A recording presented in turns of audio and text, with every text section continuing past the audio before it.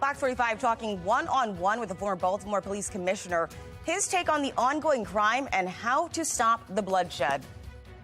Plus, private medical documents sprawled across a city sidewalk. What was there and what those patients have to say. And we are off to a chilly and a blustery start today. Winds coming in from the northwest, making it feel much colder than it actually is. I'll let you know what to expect temperature-wise for the rest of the weekend in a couple of minutes. Live from WBFF in Baltimore, this is Fox 45 Morning News. And good Saturday morning to you. Look at those clouds covering as the sun is peeking through. You are in the right place here this Saturday, March 11th. I'm Taylor Stewart. Let's give right on over to your forecast. Meteorologist Amy Aronson with an update for us. Good morning, Amy. Good morning, Taylor. Yeah, winter holding on, keeping us chilly today, feeling colder than it actually is. Winds are picking up behind our latest weather maker. Sent us a good amount of rainfall yesterday. That has now cleared out, but this is what we're dealing with. Wind chills starting off in the upper 20s, low 30s. It's blustery to begin your weekend, and it's going to stay chilly pretty much all weekend long. So as you sip on that first, maybe second cup of coffee at this point, more clouds than sun this morning, along with some chilly temperatures. Actual temperatures starting in the mid-30s, ending up close to 40 by the end of the morning. And not much will warm up ahead of us this weekend at all. We are starting off dry, though, but I am tracking another weather maker by the end of it. I've got an updated look at exactly when that system moves in and what it means for the end of the weekend heading into next week in just over 10 minutes. Taylor? All right, sounds good. In a city in crisis, violence is a top concern for city leaders, and that is even so for former leaders who are coming forward and now offering solutions. Baltimore Police Commissioner Daryl DeSouza spent 30 years in the Baltimore City Police Department and then 4 months as police commissioner. He has a perspective that few others can share, and he shared it with us. Jeff Abel has the story. 4 months after he was named commissioner, DeSouza was named in a federal complaint, accusing him of failing to file tax returns. He served 10 months in a federal prison. And I taught a class there, and part of that class was trying to figure out what the next steps are for them. He's one of a handful of people with an inside-out view of the justice system. And in Baltimore, the city is struggling with the crime war, he says, because city police department remains hundreds of officers short. When you're that short of officers, what does that mean? It means that other officers are working double shifts. It's not healthy. You know, they're experiencing sleep deprivation. I've heard it. They're telling me that. And you make bad decisions and you're not as sharp. In the long term, DeSouza says the city should reevaluate its hiring process, but immediately. This is all hands on deck. I mean, I think at this point, the community is really frustrated, and you just got to have a real heart-to-heart conversation with officers who typically do some administrative stuff. They're great people, but at this point, it's like everybody. Like all hands on deck. DeSouza commends the city's compliance with the consent decree, but in order for the violence to stop, conversations, he insists, must begin. I think the biggest thing is that's missing is having a conversation with a group of young men or young women that need guidance. And guidance is what he offered to a group of graduates in Fulton Hill. Many of them also serve time. Now they're hitting the workforce. Whatever you need from me, consider it done. So congratulations to y'all. Yes.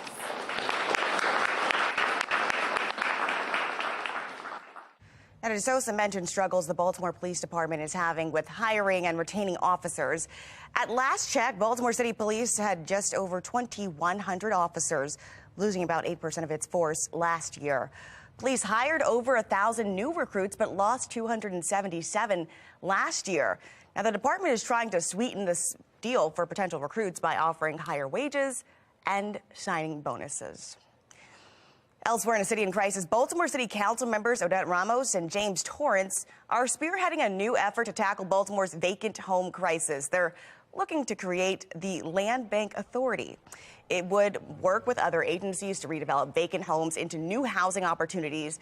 Now, residents near vacant homes say the city needs that kind of change right now. We are walking distance to downtown. I-95 is right here, 295. All major highways are right here. And this is what the inner city looked like? It's ridiculous. If you turn off 95 coming down Wilkins Avenue and make a wrong turn, you see devastation. Now, there are more than 14,000 vacant properties in the city of Baltimore. The government itself owns roughly 1,000 of them. A concerning discovery outside a medical facility in West Baltimore. Now, our crews found dozens of boxes containing personal and private information out in the open. The facility's owner admits the sensitive information was left out overnight. But how did that happen? Fox 45's Rebecca Pryor explains. It's mind-blowing. The hair stood on the back of my neck. Those passing by occupational medical services in Southwest Baltimore shocked to find stacks of confidential medical records free for anyone to see. Anybody can come up and just give people information and do whatever they want with it. It's just, I've never seen anything like this. The facility offers drug and alcohol testing as well as care for workers' compensation cases. Resting against the building, dozens of boxes containing hundreds of patients' private health information. There's got to be hundreds. Included in the dump of documents, patients' names, addresses, full social security numbers, and contact information. And inside, the facility's owner, Joyce Phillips, fully aware of the boxes sitting outside. How long have they been sitting out there? Like a day. I got to call somebody to get them moved and shredded. They need to be shredded. But you've left them outside for anyone to come I'm by by. myself. What do you want me to do?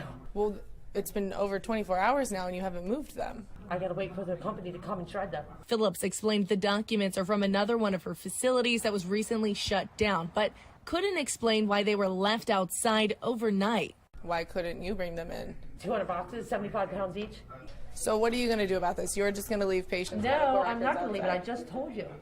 We have a call into, we're waiting for them to come here to get the boxes. Phillips wasn't able to say when exactly the company she called was scheduled to arrive. About an hour later, our cameras capturing her bringing in boxes herself, an effort her patients are calling too little, too late. Not acceptable at all. This is a major HIPAA violation. Brenda Pound is a registered nurse and workers' compensation caseworker. I walked by and looked at someone's chart. I happened to just glance. This is blatantly illegal, in my opinion. She says the information on the exposed documents is protected both by federal and state law, and for good reason. People's social securities, phone numbers, medical diagnosis, it can affect their job, it can affect their insurance. If you have your social security number compromised, it can be devastating. Rebecca Pryor, Fox 45 News. Okay, making headlines this morning, a bizarre story out of Anne Arundel County. A 35-year-old inmate, Courtney Butler, has been sentenced to life in prison for the attempted murder of a fellow inmate over a juice box. Police say on March of 2021, the attack happened after an argument surrounding this juice box allotment. While the victim was taking a phone call, Butler stabbed him several times before throwing him to the ground, sending that victim to the hospital. Roy McGrath, former chief of staff under Governor Larry Hogan, is set to begin his federal fraud trial starting on Monday. Governor Hogan is expected to be called as a witness. McGrath faces 8 counts, including wire fraud, embezzlement, and altering federal documents. Governor Hogan has denied knowing about McGrath's alleged crimes. Rejecting the mayor's latest appointee, the political battle in City Hall and how Mayor Scott is reacting to the fallout. And I am tracking a blustery start to the weekend. It's actually going to be very wintry both days before more rain arrives on Sunday. I've got an updated look at that next weather maker and what it means for the end of the weekend in just a couple of minutes. It's 7:09. You're watching Fox 45 Morning News.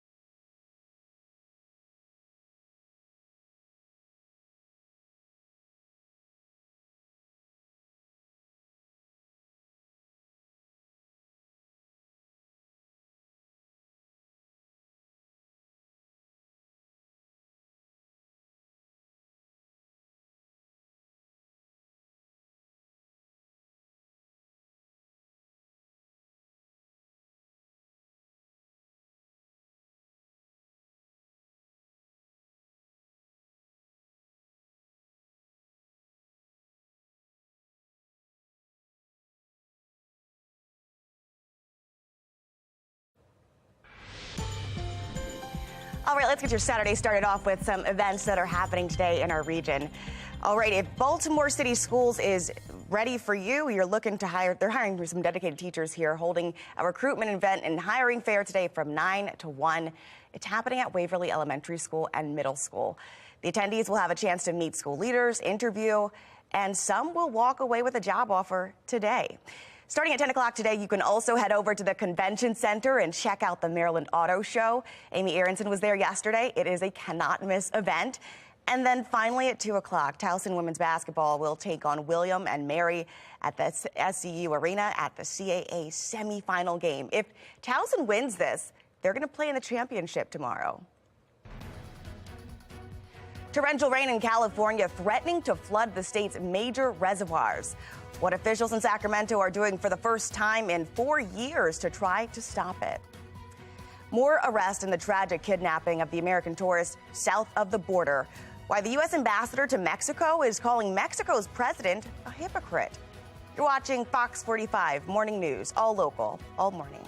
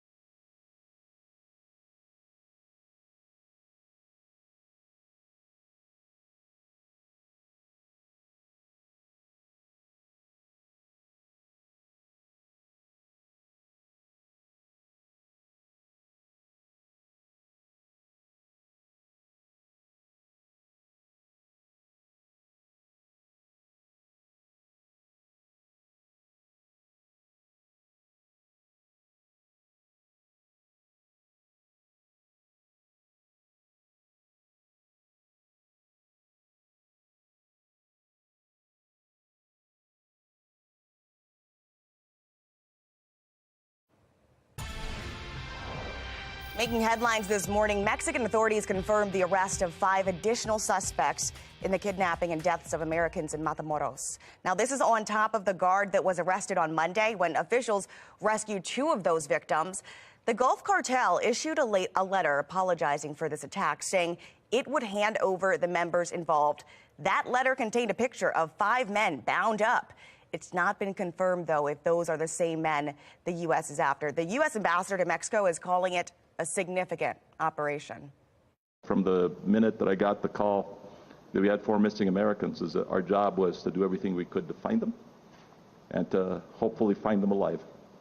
And that's what I asked the Mexican government to do. They cooperated in every way that they could. Ambassador Salazar also addressed recent comments from Mexico's president where he downplayed his country's role in the fentanyl crisis. He reminded him of talks with the U.S. and Canada when they agreed it was the highest health priority and security issue for our people. Torrential storms in California are threatening to flood the state's major reservoirs. Now, in Sacramento, officials are releasing water from the Oroville Dam for the first time in 4 years. The State Department of Water Resources is monitoring the water levels at Lake Oroville. They say it's at 75% capacity, which is above the average for this time of year. Our modeling over the next few days shows that we expect somewhere from 20 to 40,000 cubic feet a second of water to come into the lake. However, the exact inflow we see will depend upon how these storms materialize. Now, this is the same dam that was at the center of a crisis in 2017 when heavy rains damaged an emergency spillway and threatened to send floodwaters into communities downstream. Well, we are not seeing anything like that in our region. Meteorologist Amy Aronson, the cold is really the story today. Yeah, exactly. On the West Coast, they've been getting slammed with storm after storm, and they do actually have a flood watch there. I widened out our view so we can see what's happening across the country, and you'll notice they are shaded in green. So flood watch ongoing there this weekend as precipitation continues to move through the area. But for us here on the East Coast, we're actually saying goodbye to our latest weather maker. This sent us some showers yesterday, so trying to push some flurries our way this morning, but most are fizzling before reaching us. You'll notice all the moisture with this system now is wrapping up well off to our north. So it looks like snow showers and rain showers ongoing for parts of New England this morning. But for us, we're just dealing with the winds on the backside of this system, and that's going to make it feel much colder. So right now, we're currently at 38 degrees. We've got that west-northwesterly wind up to 15 miles an hour, making it feel even colder than it actually is. So despite some sun trying to break through the clouds, feels like we're closer to freezing this morning. Feels very wintry, and it will feel very wintry all weekend long. Today, we should welcome back some sunshine as we get into the afternoon. Temperatures will be stuck in the 40s today, struggling to get out of the 40s and reach that 50-degree mark. You factor in the winds, it feels about 5 to 10 degrees colder than that. Tomorrow morning, remember, we've got the time change. We spring forward, so although we lose an hour of sleep and we bump that sunrise up an hour, we gain some daylight in the evening. Unfortunately, we're not going to be able to enjoy it on Sunday because we have our next weather maker moving in. Here come the showers rushing in from the west. That means more rain on the way Sunday evening. Looks like it will be a chilly rain. There was initially talk of some snow with this system. No longer looks to be the case. Stopping the clock here at daybreak on Monday, you'll notice just rain showers sweeping their way through the area with temperatures in the upper 30s and low 40s. A chilly rain will linger right through Monday afternoon, and then we should start to dry out Monday evening. So for today, we are dry to start the weekend. We are looking at temperatures hanging out in the mid and upper 40s, though, and it will be windy with winds gusting up to 30, 35 miles an hour today. Tomorrow starts off dry and chilly in the morning, but then we are tracking some showers for the second half of the day and taking us through Sunday night. And it should be all rain showers right through early Monday. Temperatures are trending down, though. For the next 4 days, we're stuck in the 40s, puts us below average. It's not until next Wednesday that the 50s return, and then after that, little mini warm-up. But it looks like overall the trend is cooler for March. According to the Climate Prediction Center and their 8 to 14-day temperature outlook, looks like we are still covered in blue. That means below average temperatures likely all the way through March 24th. So we are getting our taste of winter at the very end of March. As we look ahead at our full 7-day forecast, you'll notice temperatures are down at least for the first half. We are stuck in the 40s through Tuesday. I did throw in your rain chance Sunday into Monday with that next weather maker. Looks like we're drier, though, for the rest of the week, and temperatures are gradually warming back up. So the 50s are back starting Wednesday, upper 50s by Thursday, and the 60s finally by week's end on Friday. Taylor? A grave warning over the national debt. A look into what's holding up negotiations to avoid an economic crisis. And more than 5 decades spent looking for answers. Up next, the major breakthrough in a cold case out of Anne Arundel County. You're watching Fox 45 Morning News, all local, all morning.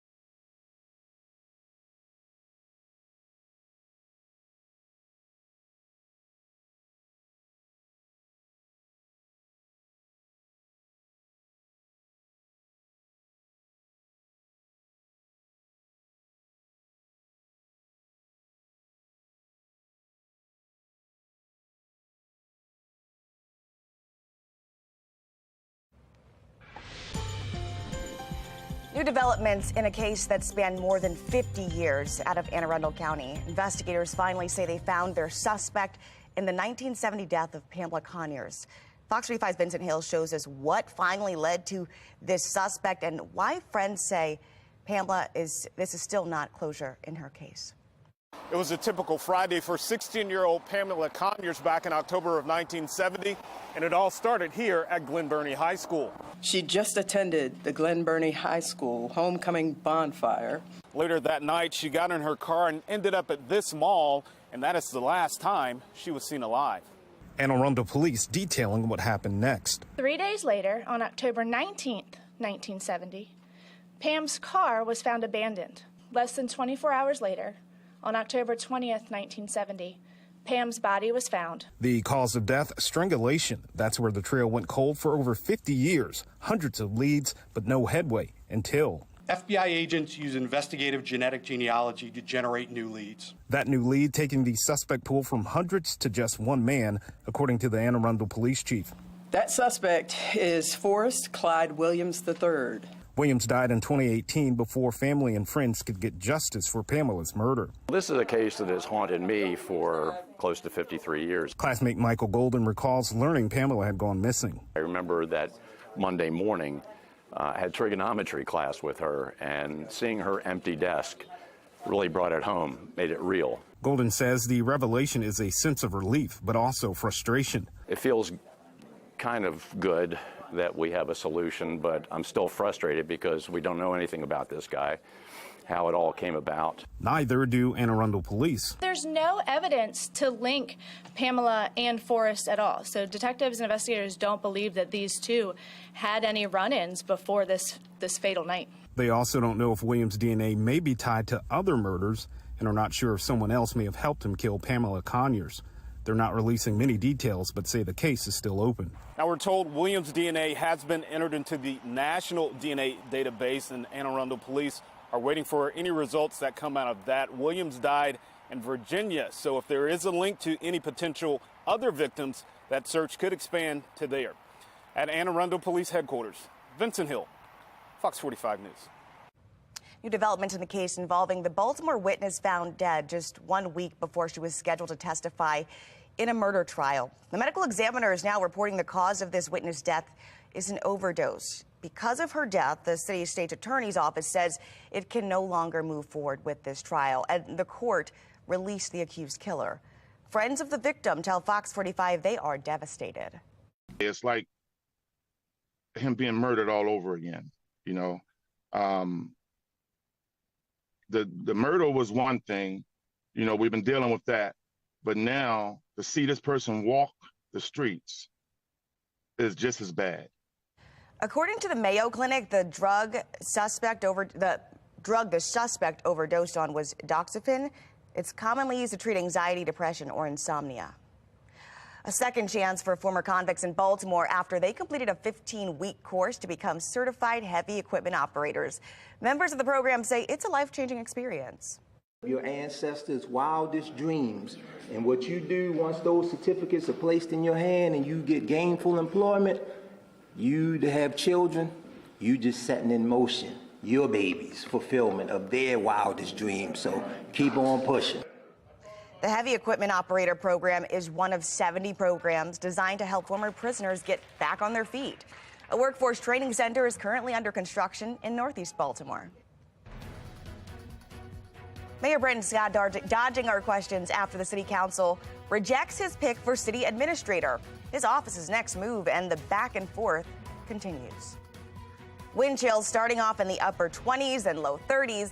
Meteorologist Amy Aronson will let us know how long these cold temps will stick around in our full weather authority forecast. You're watching Fox 45 Morning News, all local, all morning.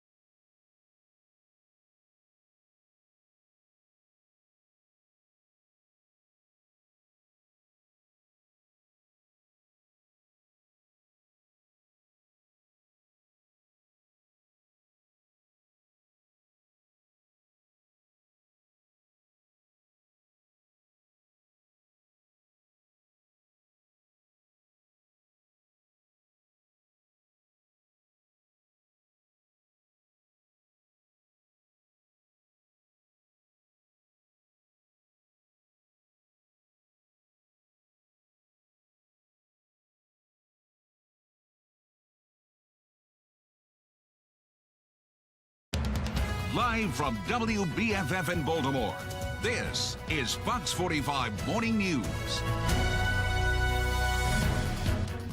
Coming up on 7:30 right now, the clouds are covering that sun, but we're hoping for a sunny one here on this Saturday, March 11th. I'm Taylor Stewart. Let's get right to your forecast. Meteorologist Amy Aronson. Chilly outside, man. Yeah, chilly this morning. Doesn't feel like mid-March, right? We're starting off in the 30s, mid and upper 30s right now in a lot of spots. But what makes it feel even colder and brisk, the winds. The winds have picked up behind our latest weather maker. Right now, they're coming in from the northwest, so a colder spot, a colder direction, and that's making it feel even colder than it actually is. Currently, sustained winds between 5 up to 15 miles an hour. And today's going to be breezy, a windy start to the weekend with highs in the upper 40s today, mid-40s tomorrow, so chilly both days, and then I'm tracking our next weather maker. So it looks like rain returns by the end of the day on Sunday and will actually kick off a brand new week. Coming up in 10 minutes, I do have an updated look at this system, and I'll let you know exactly what it means for the end of the week. Back to you.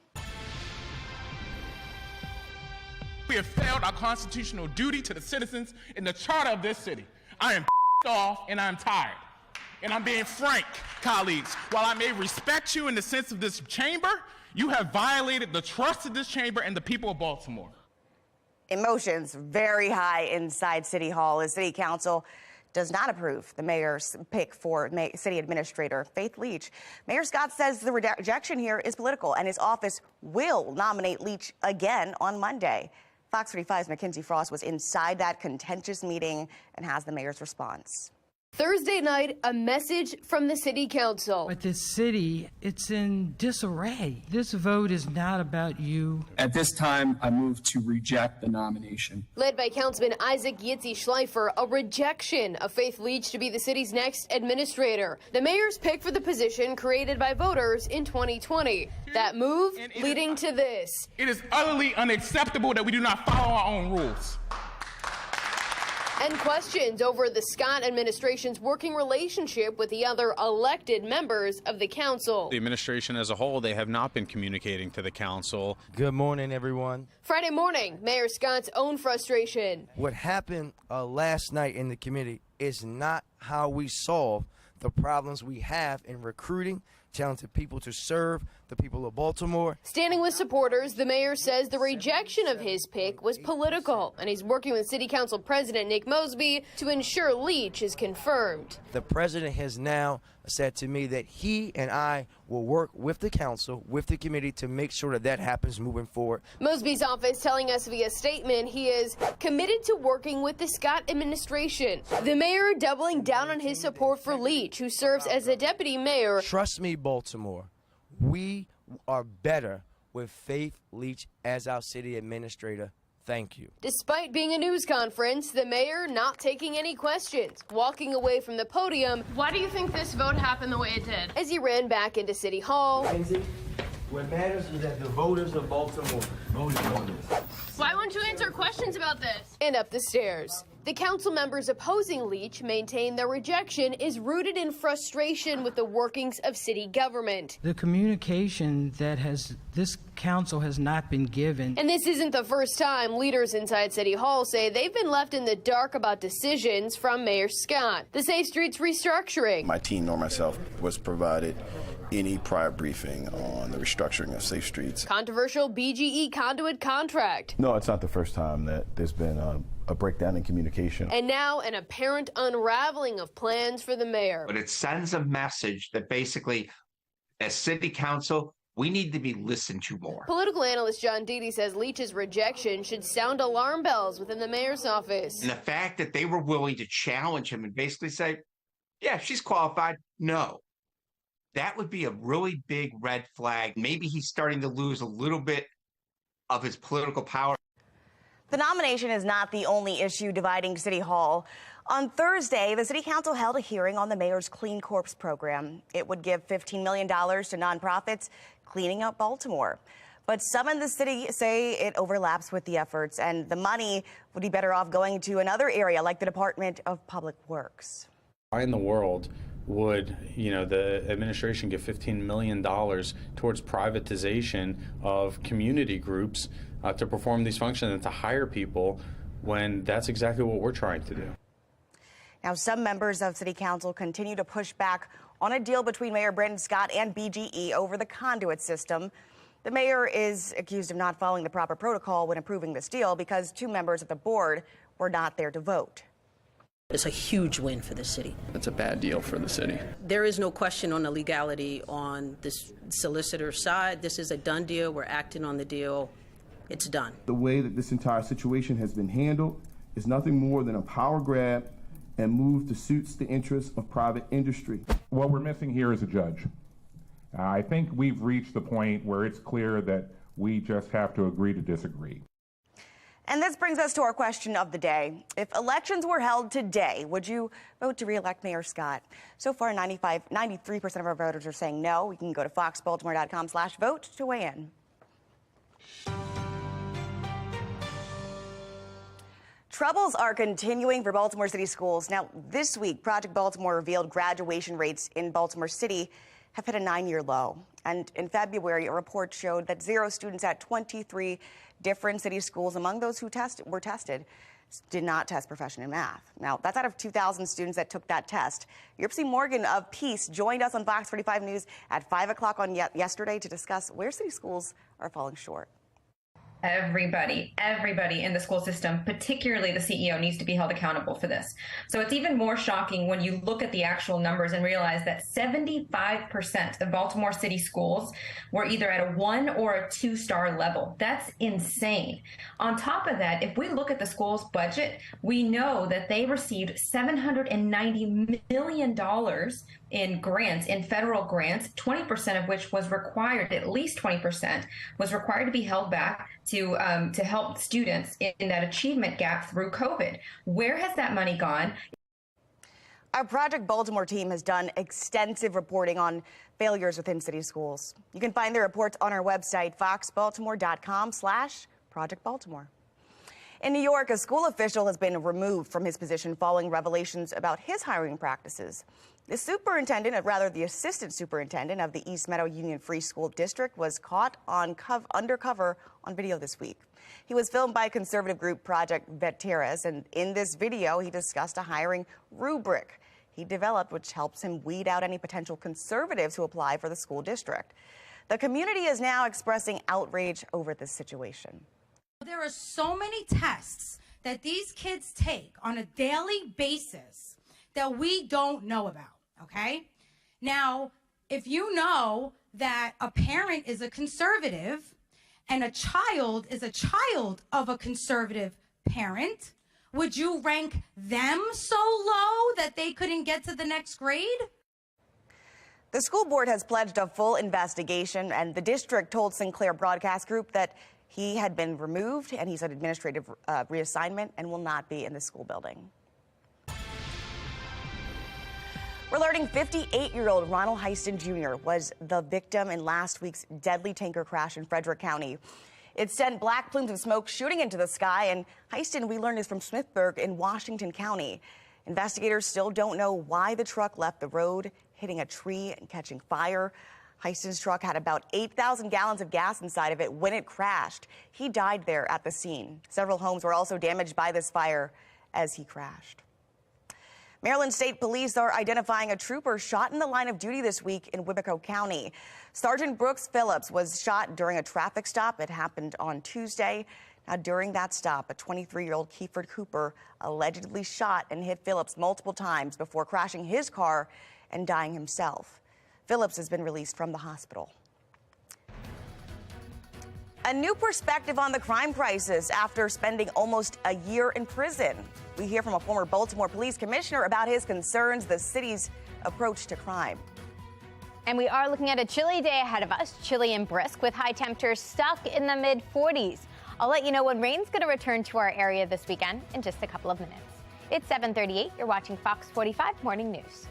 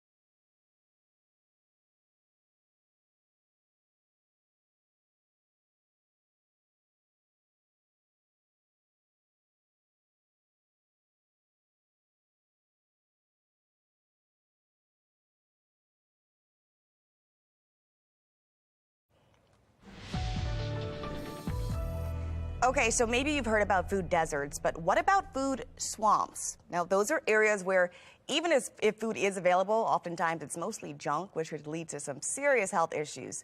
We spoke to Dr. Charles Hong from the University of Maryland School of Medicine on Fox 45 Morning News just yesterday to talk about how you can avoid these kinds of areas. It's hard to avoid it, especially if you live within the suburban and urban communities. So it's up to you, up to us to actually make healthier choices. And this just means conscious habit of avoiding fast foods, and making healthier choices. So instead of going for a quick bite after long days at work at a fast food place, going home and actually having a cooked meal, even if it takes a little bit longer and an extra effort, making a conscious decision on a daily basis. Now, the Be More Health Expo is set for March 25th at the Baltimore Convention Center. The expo can guide you on your journey toward a healthier lifestyle. You can receive free health screenings, check out cooking demonstrations, learn some life-saving skills, and I'll be hosting a little dance session. There's more information for you available at foxbaltimore.com. City State's Attorney Ivan Bates is pushing for tougher penalties for some gun offenses. In our next half hour, we'll speak with an analyst on if this bill could actually curb gun crime in the city or if it will be more of the same. The unemployment rate just went up more than expected, but job creation is still extremely strong. I'm Atrell Nashar, and coming up, what all of this means for the economy's odds of a soft landing.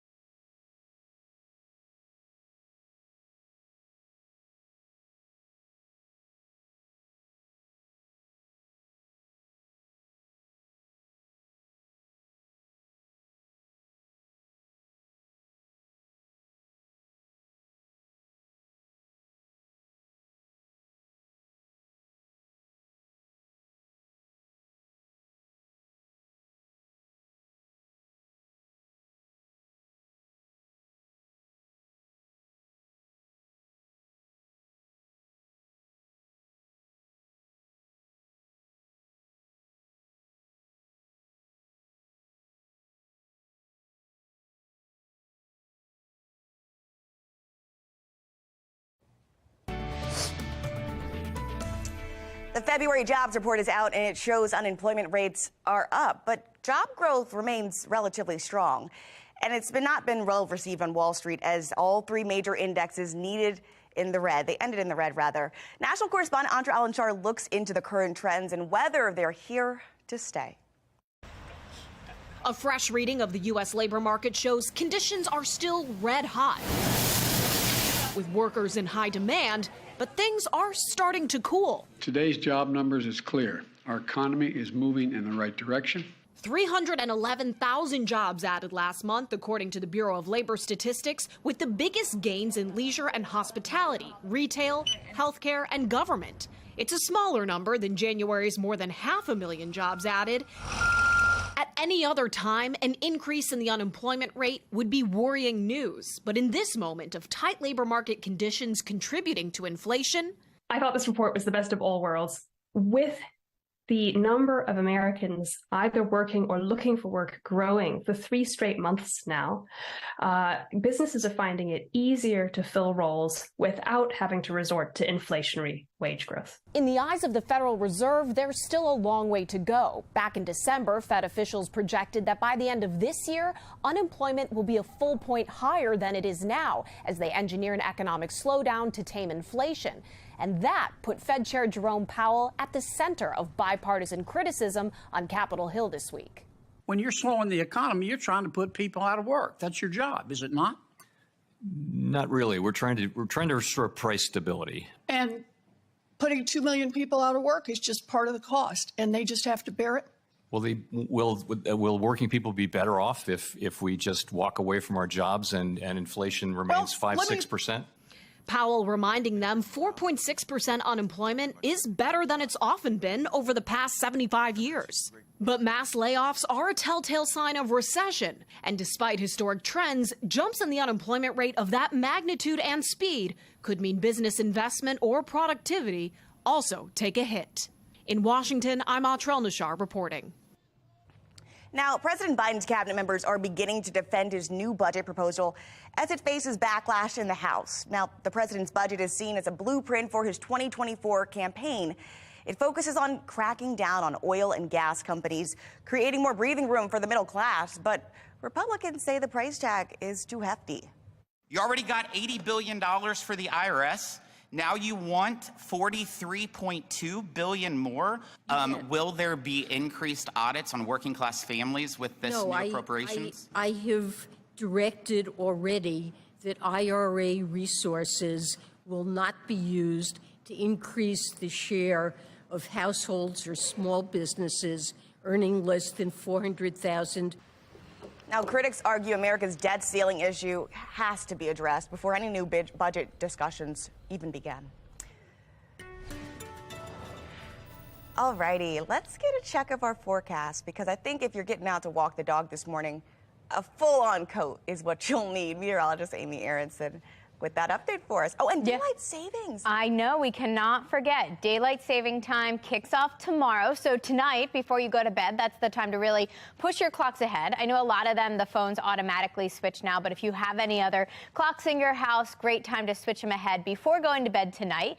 Now, that means sunrise today happened at 6:24 this morning. That's already passed. Sunset's coming up at 6:09 p.m. But come tomorrow with the new time change, we push sunrise back to 7:23 in the morning and sunset back to 7:10 p.m. So we spring ahead 1 hour, gives us some extra daylight during the evening hours. Right now, the sun is already up, not seeing a lot of it because of the pesky clouds that are draped over Towson. We're off to a chilly start, so do bundle up if you're headed out, maybe just to run some errands this morning. 30s to begin in all spots right now, mid and upper 30s in most locations here.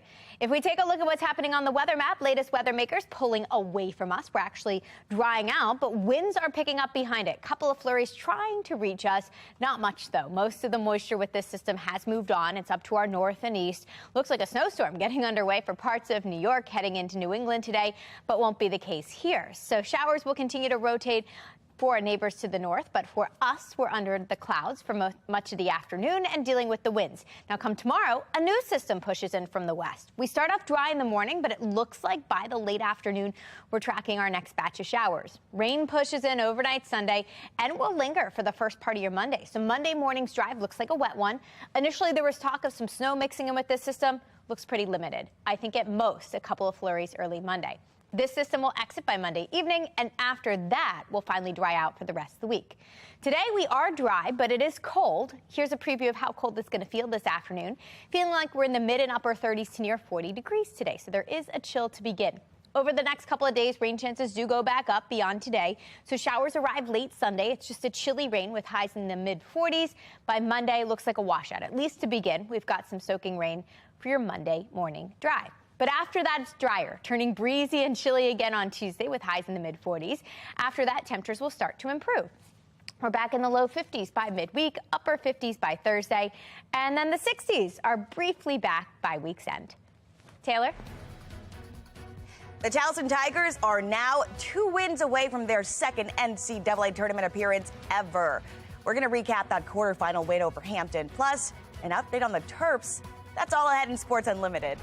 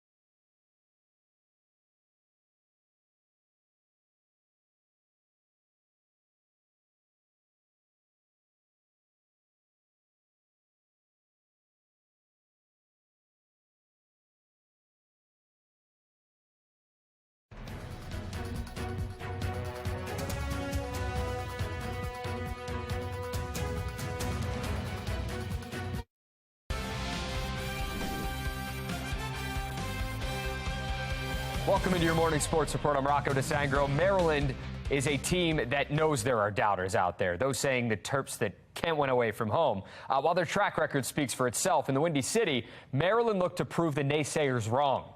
Terps, the 6th seed, taking on 3-seed Indiana, winner onto the conference semis. A tale of two halves, really, in this one. Jameer Young, 3-ball.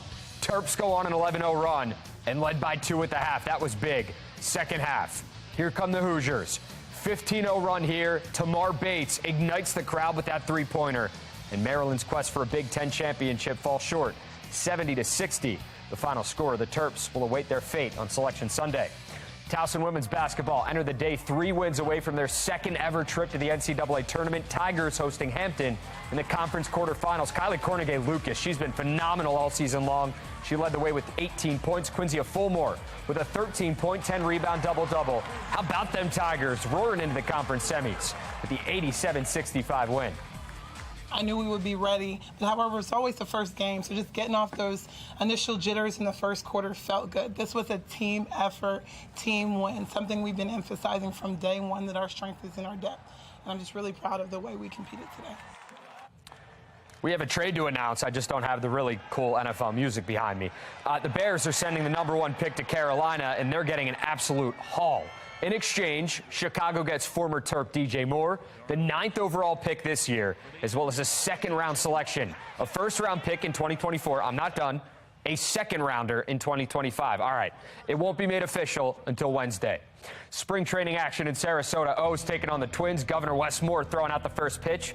And he didn't bounce it. He got it there. That's all that matters. Kyle Bradish went 4 innings, 1 earned on 2 hits, 8 strikeouts on the day. Terran Vavra back in the lineup. He singles here. That was a nice one. But this one ends in a 5-5 tie. Yuck. Well, about a month has passed since Valentine's Day. Ace Valentine had his day. The Mount St. Joe senior guard averaged 15 points and just over 5.5 assists in the BCL tournament, helping lead the Gales to their 2nd straight title. And for that, he's our Prep Player of the Week.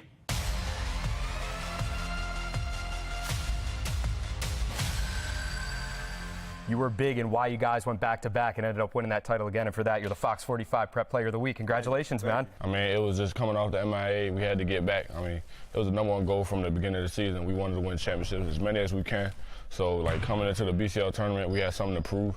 And so we had to do what we had to do, and that's what we did. What Mount St. Joe did was go back-to-back, winning the BCL tournament title for the 2nd straight year. And Valentine showed no love to the opposition in the Gales' 3 wins. Going on a repeat, it's just the best feeling in the world. You know, like, you dominated 2 years in a row, and that's just a great feeling. So that was the #1 goal, and we accomplished it. He was invaluable towards our success this year. You know, primary ball handler, guarded the other team's best player. Not only are his averages great on the court, with his 4.6 GPA, he lives up to the name Ace in the classroom. Next year, Valentine will take his talents to UMBC, and it's safe to say the Retrievers are getting a good one. Somebody that's going to play hard, play that point guard position to the best of my abilities.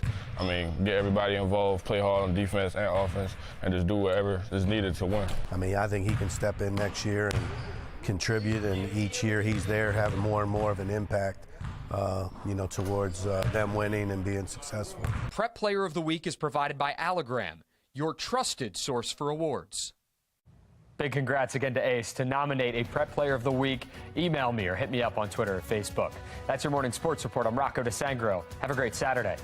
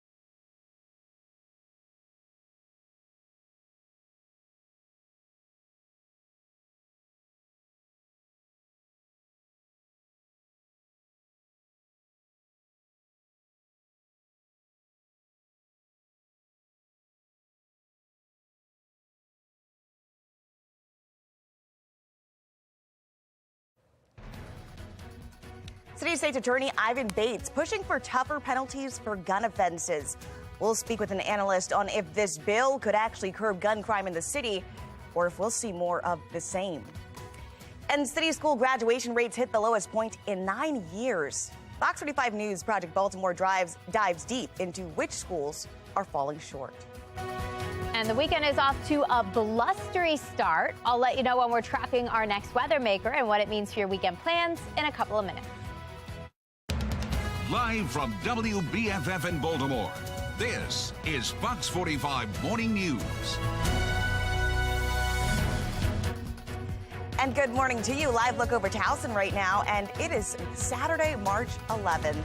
I'm Taylor Stewart, and you're in the right place here on this Saturday. Let's go ahead and get you started off on your weekend with your forecast. Meteorologist Amy Aronson with an update for us. Good morning, Amy. Good morning, Taylor. Yeah, you could see that camera shaking back and forth a little bit. It's windy out there this morning. Winds are really picking up, and that's what gives us that wind chill. So yes, we may be entering mid-March, but we are still breaking out the wind chill graphic to show you how cold it feels when you step out. You want to dress for the mid-20s to near 30 degrees this morning, and that's because winds are blowing in from the northwest right now.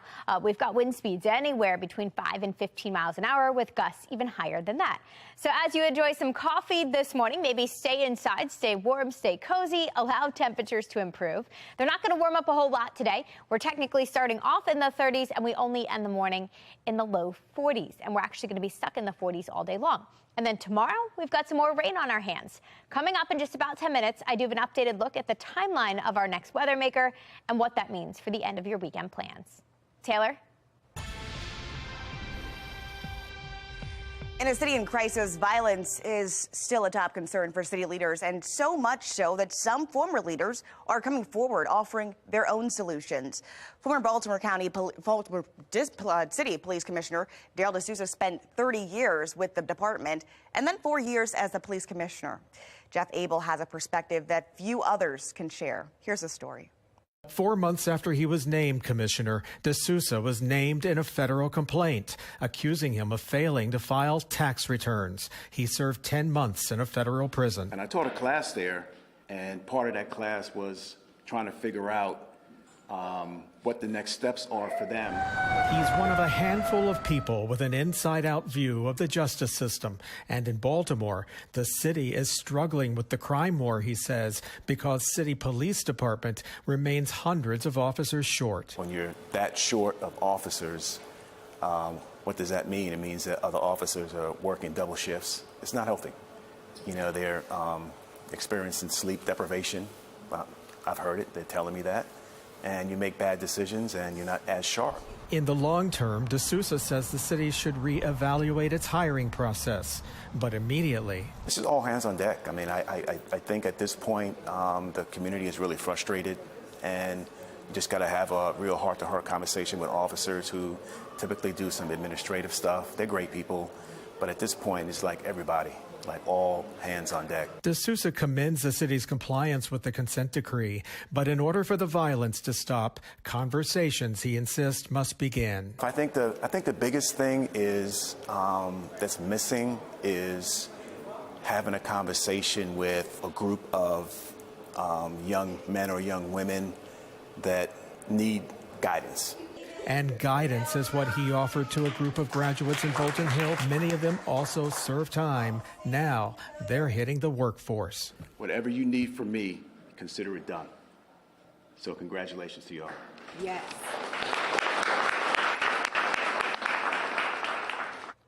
Now, there are multiple bills being considered by lawmakers right now in this legislative session. It's to address crime in Baltimore and Maryland. Now, after getting support from Democrats and Republicans, momentum on City State's Attorney Ivan Bates' bill is slowing down. It aims to increase the maximum penalty for first-time gun offenders to 5 years, regardless of age. Now, some opponents of this bill say it may not help in the crime fight, but lead to more incarceration of black males. Now, we spoke with Bates on Fox 45 Morning News, where he took up the issue with opponents and questioned them of their understanding of mass incarceration. Why is anyone pushing back to make something uniformed? I don't understand. But, you know, there are a number of individuals, the academic, the scholars, so to speak, they're the ones who say it's mass incarceration. I think they're very confused about what mass incarceration is. Now, this bill has been read in the Senate, and there have been multiple hearings in the House. However, another date to advance this bill has not yet been scheduled. The question that remains that if this bill passes, could it trigger tougher penalties? Could it lead to a drop in gun crime, or would we see more of the same? Joining me live this morning to discuss, Matthew Cranston, a history professor at Johns Hopkins University. Good morning to you. Good morning. Now, let's just get right into this. Bates' bill, it faces an uphill battle in Annapolis. With criticism and concern, it will only lead to more incarceration. Based on your research and your understanding of this area, I know you have multiple publications out that look at the history of Baltimore. What do you say to that belief? Well, first of all, this is a matter of equity or fairness. Why should gun offenders younger than 21 face maximum penalty higher than for people 21 and over? That just isn't fair. Also, it's important to remember that this is not a mandatory minimum sentence. It's a maximum sentence. So what it does simply is to give the judge more discretion in deciding what the penalty will be in each individual case. So I don't think it's necessarily going to add to mass incarceration. Probably very little change at all. The other question is this really going to be a deterrent? Is it going to make people over 21 and over less likely to carry guns illegally? It's very difficult to say. What we know about the relationship between penalties and deterrence is very uncertain. For example, for homicides, ever since at least 1990, the rate of homicides in states that have the death penalty is actually higher than in states that don't have the death penalty. So the states with the more severe penalties have more crime. So I don't know whether this is going to do that or not, but it does have one possible beneficial effect. What we know about, say, people engaged in homicides is that the victims and the offenders resemble one another very closely. And so if you can get people off the streets who carry guns, you're probably helping to keep them alive because they're not going to become the victims of homicides. They're all part of the same group. So even though it may not have a deterrent effect, and I'm not saying it won't, but even though it may not have a deterrent, it may help to reduce the number of homicides, even so. Bates has touted a study from the Justice Department about 5 years needed to be the penalty in order to help get a grip on crime. What is your understanding of this 5-year idea here that this would help criminals, deter them, get them off the streets? I mean, you mentioned that life sentences had not changed outcomes in several other states. Do you think that this will significantly change the mindset of folks who are committing these kinds of crimes? It may have some, but I say the big benefit is that it protects people. It takes people off the street who are likely to become the victims of homicides. And after all, they may commit homicides themselves because they carry guns illegally. So it may have some. It wouldn't do that much harm, and it wouldn't cause that much mass incarceration. Right now, this bill is facing fire from two different directions.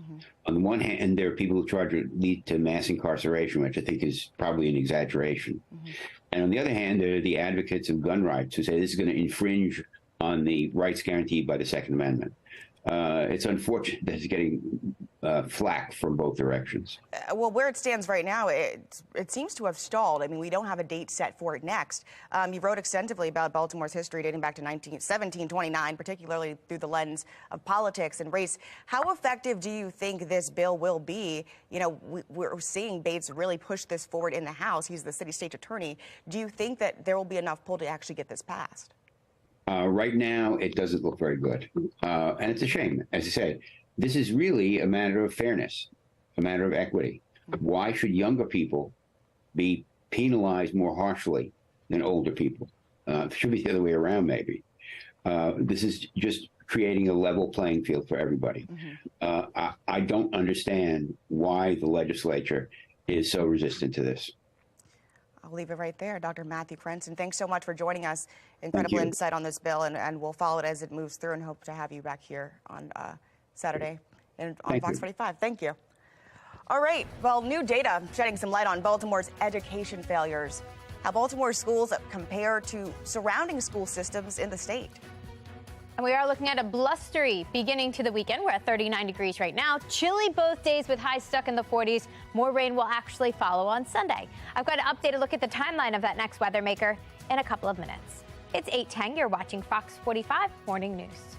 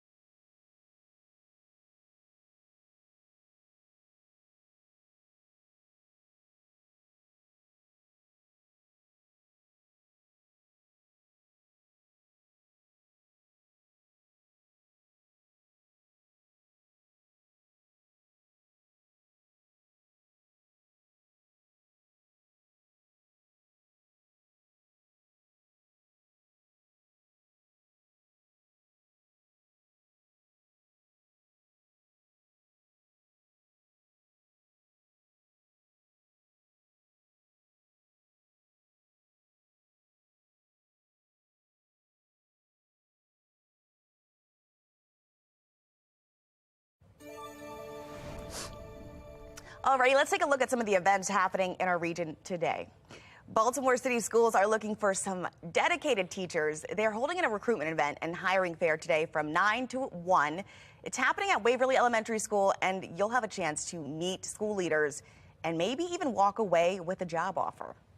Starting at 10 o'clock today, you can head over to the Convention Center and check out the Maryland Auto Show. Amy Aronson was there yesterday. It is a cannot-miss event. And then finally at 2, Towson women's basketball. They're going to take on William and Mary at the CQ Arena at the CAA at semifinal game. If Towson wins this, they're going to play in the championship tomorrow. Baltimore City High School graduation rates at their lowest point in almost a decade. Project Baltimore investigates which schools are struggling the most and what's being done to help out students. You're watching Fox 45 Morning News, all local, all morning.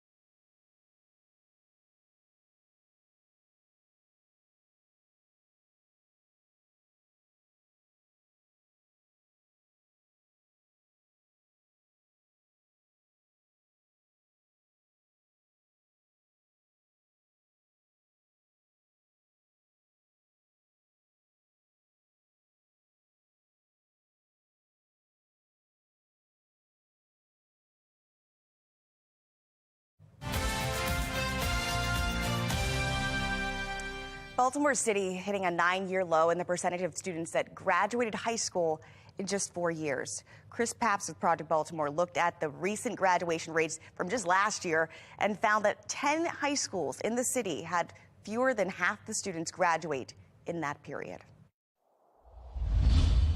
It looks wonderful. It's bright. It is. The year was 2017. It's another stepping stone on the path to change the outcome for children. Project Baltimore was there as the Baltimore Ravens announced a $1.5 million donation to Renaissance Academy, a high school in West Baltimore. Ravens Hall of Famer Ed Reed helped unveil the upgrades, which included a science lab and an art studio. You want to make sure they have an environment that they can go to and it changed their lives in a great way, positive way. Then Principal Nakia Rowe was fighting to keep the school open, saying the Ravens' investment could be a game changer for student outcomes. We're hoping for a large return on that investment. In 2017, when the $1.5 million was donated, Renaissance Academy had a 4-year graduation rate of 52%. Graduation rates are based on the number of students who earn a diploma in 4 years, beginning in 9th grade, and adjusted for any students who transfer in or out of the school. Last year, in 2022, the 4-year graduation rate at Renaissance had plummeted to 14.9%. Out of 67 students beginning in 9th grade, just 10 went on to graduate in 4 years. So the solution here is not simply money. Anaban Basu is an economist and former member of the Baltimore City Board of School Commissioners. Our kids are falling further behind. And they've been falling further behind for years.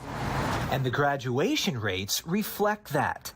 At 68.7%, Baltimore City has the lowest 4-year graduation rate in Maryland, and it's gone down every year since 2018. That year, 72.2% of city school students graduated in 4 years. It then fell to 70.3%. By 2022, it had fallen to 68.7%, the lowest in 9 years. Out of 37 high schools in Baltimore City, we can see graduation data for 33. Project Baltimore found 10 of those 33 schools had a 4-year graduation rate below 50%. That's 10 Baltimore City high schools where over 4 years, more students didn't graduate than did. A lot of this data is informing, confirming, and helping to refine that work that we will come back to the board and update you on and roll out, frankly, to the broader community later this spring. At this recent school board meeting, CEO Dr. Sonia Santelises addressed the drop in graduation rates. The district explained the steps it's taking to improve student outcomes, including summer learning, implementation of student learning plans, and stricter attendance verification. In her remarks at the meeting, the CEO spoke about the impact of COVID, saying the shutdowns made an already challenging situation more challenging. Frankly, challenges that existed previously that were exacerbated. So I don't want to act as if, right, these were some kind of new challenges. Yes, the pandemic accelerated the rate of decline in the pace of learning. That's true. But we've been seeing assessments of test scores, for instance, declining since 2013. And so the question becomes, what is the answer? Basu says the current school board should consider closing persistently failing schools and place those students in schools with a higher rate of success. Clearly, when you have schools with a 14% graduation rate in Maryland, we've got a major problem, and we have not solved the issue. Basu also says there are not enough highly qualified teachers. The teachers' unions are powerful, which Basu says can make it difficult for schools to fire underperforming teachers. I think the taxpayer can expect to see better performance from Baltimore City schools when we have a commitment to the kids. In other words, there are a lot of adult stakeholders in the system that I think compromise the quality of education. Baltimore City is not the only school system to see a drop in its 4-year graduation rates. Coming up on Wednesday, we'll show you the other school systems seeing setbacks and what the state superintendent is saying about it. I'm Chris Pabst, and this is Project Baltimore. 8:20 on this Saturday morning. Starting off with the big picture, we've got ongoing unsettled conditions for the West Coast. Actually, a flood watch ongoing for much of California there. A new system working its way across the country. That will be our next weather maker. And we've got one weather maker moving away from us. This is the one that sent us all the rain yesterday, trying to push a few flurries our direction this morning. But the main impact from this, it's kicking up our winds. Winds are picking up on the backside of this system as it rotates away from us today. Currently tracking a wind from the northwest at 17 miles an hour. And that's what gives us that wind chill. So although we're technically at 39 degrees under mostly cloudy skies, feels closer to a frigid 30 degrees right now. Doesn't get much warmer today. We're actually stuck in the upper 40s. We are drier. We're in and out of the clouds this afternoon. Overnight tonight, don't forget to turn your clocks ahead 1 hour for daylight saving time. We kick that off tomorrow. Means sunrise is an hour earlier, but sunrise is an hour later. Sunset also an hour later. So we gain that daylight in the evening. Unfortunately, tomorrow we're not going to really reap the benefits of that because this is what's moving in. Our next weather maker is here by sunset on Sunday. Sends us some rain, some soaking rain at times overnight Sunday into early Monday morning. There was initially a little bit of talk that we could see some snow mix in with this system. Looks like it's primarily just a chilly rain, and that's going to start off your Monday. So Monday, back to work, back to school, doesn't look pretty for your morning drive. We have ongoing showers here to start. We should be drying out, though, by the afternoon. So this weekend, a lot happening. First, it's blustery today. Temperatures are in the mid-40s under mostly cloudy skies. Time change happens tonight. Remember, we spring forward 1 hour. After that, we are tracking rain moving in by the end of the weekend. So on Sunday, we get showers coming in Sunday evening with temperatures in the mid-40s at that point. Temperatures will actually stay down for the next 4 days. We've got a colder stretch coming up with highs in the 40s all the way through next Tuesday. It's not until next Wednesday that the 50s are back. And according to the Climate Prediction Center, cooler temperatures will stick around as we head through late March now. This is our 8 to 14-day temperature outlook, and we're included in this blue color here. That means a decent chance for actually below average temperatures all the way through March 24th. And we can actually see that in our 7-day forecast, too. A cooler stretch coming up. I did put the rain in there Sunday into Monday, and then we're breezy on Tuesday behind that weather maker, and then we'll gradually warm back up. So we're back in the low 50s on Wednesday, upper 50s on Thursday. Finally, by week's end, feels a little more comfortable with the mid-60s making a brief return come Friday. Taylor? Baltimore City murder trial will not move forward after the key witness was found dead. We're taking a closer look at the case and hearing from the victim's family. It is new technology, a robot for hair loss. I'm Liz Bonus. We're going to explain how it works just ahead.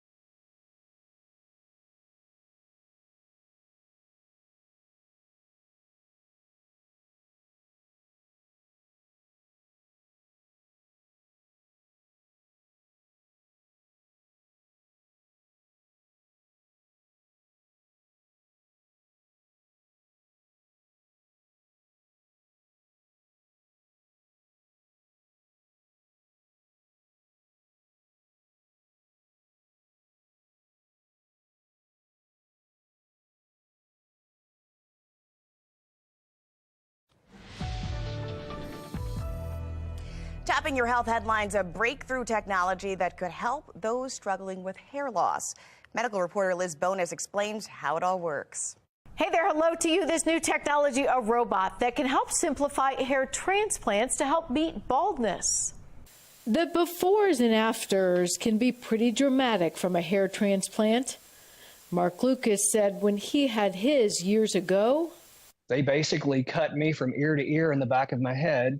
But now, rather than having to take a strip of that hair and move it from the back of the head to the top or wherever else you want it to grow, the robot changes all that. Dr. John Mendelson of the Advanced Cosmetic Surgery and Laser Center says the robot is programmed to find and select tiny pieces of the skin known as grafts with healthy hair. It removes them and then allows them to be placed where you want the hair to grow. And right behind me here, you can see the ARTIS robot is with more precision and more adeptness. It can harvest 2,000 grafts per hour. So you're seeing our technicians clean the grafts as they're being harvested. And what the harvest means is we're going to borrow donor hair from the back so that we can place it where we want in the recipient area. That means a process that would usually take hours by hand is significantly shortened. But by allowing the robot to assist us, it allows our technicians to more precisely spend their time placing the hair. All this new technology recently led Mark Lucas to have a follow-up transplant. But I still had some areas up here that were a little thin. Mark mostly wants to cover up some of the back scars and improve what's on the top of his head. The new hairs are just now kind of starting to grow. It's been 4 months. It takes about 4 months for the new hairs to start growing, and I can feel thickness all through here that I didn't have before. These transplants can range in cost from about $5,000 to $20,000, most of the time not covered by your medical insurance plans. I'm medical reporter Liz Bonus. Now back to you.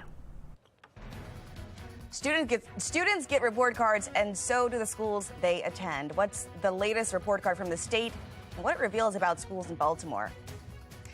Bust out that parka before you head outside today because it is cold out there. But rain's also around the corner this weekend. Meteorologist Amy Aronson tracking that system in her full Weather Authority forecast. You're watching Fox 45 Morning News, all local, all morning.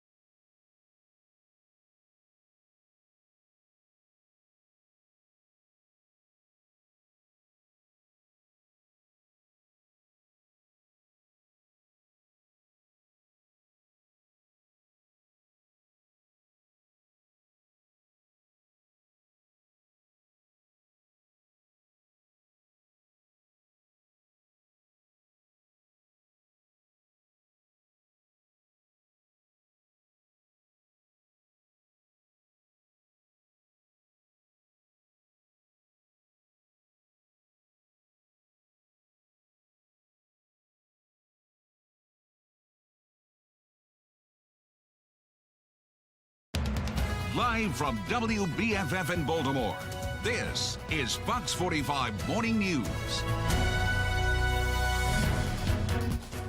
Good morning to you. A live look over the harbor right now, and it is cloudy out there, but it is sunny in here. Thanks for being with us here this March 11th. I'm Taylor Stewart. Let's get right on over to your forecast because we see those clouds peeking through. Are they going to clear out, Amy Aronson? Yeah, unfortunately, it looks like kind of a gray and chilly weekend ahead of us. We're starting off chilly along with the clouds and the winds, upper 30s to begin, but winds are coming in from the northwest right now, and they're already starting to pick up. So currently sustained close to 20 miles an hour in Baltimore, and that's what makes it feel even cooler than it actually is. So we are looking at a blustery beginning to the weekend, making it feel colder than that 48 degrees. It's going to stay chilly both days, and then we're actually tracking rain by the end of it on Sunday. So rain returns late Sunday afternoon. Coming up in 10 minutes, I'll walk you through the timeline for the rain tomorrow, let you know exactly how long that sticks around and what it means for the week ahead. Taylor?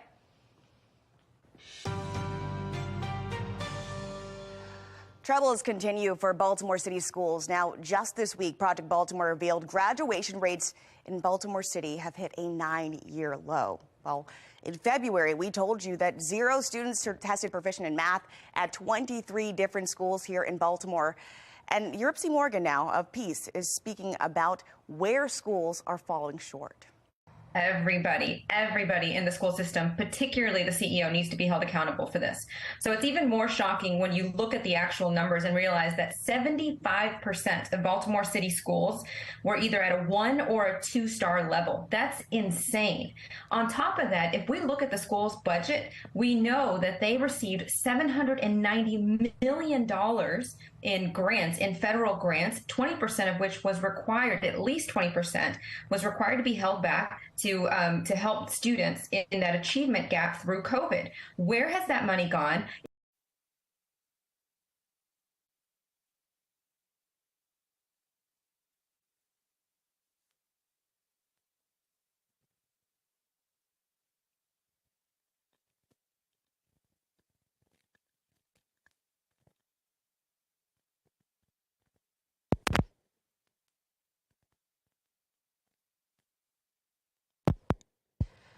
Elsewhere, the new Maryland State report card is out, and it's showing the Baltimore City public school system had the lowest rated in the state. Now, every school is given a rating from 1 to 5 stars.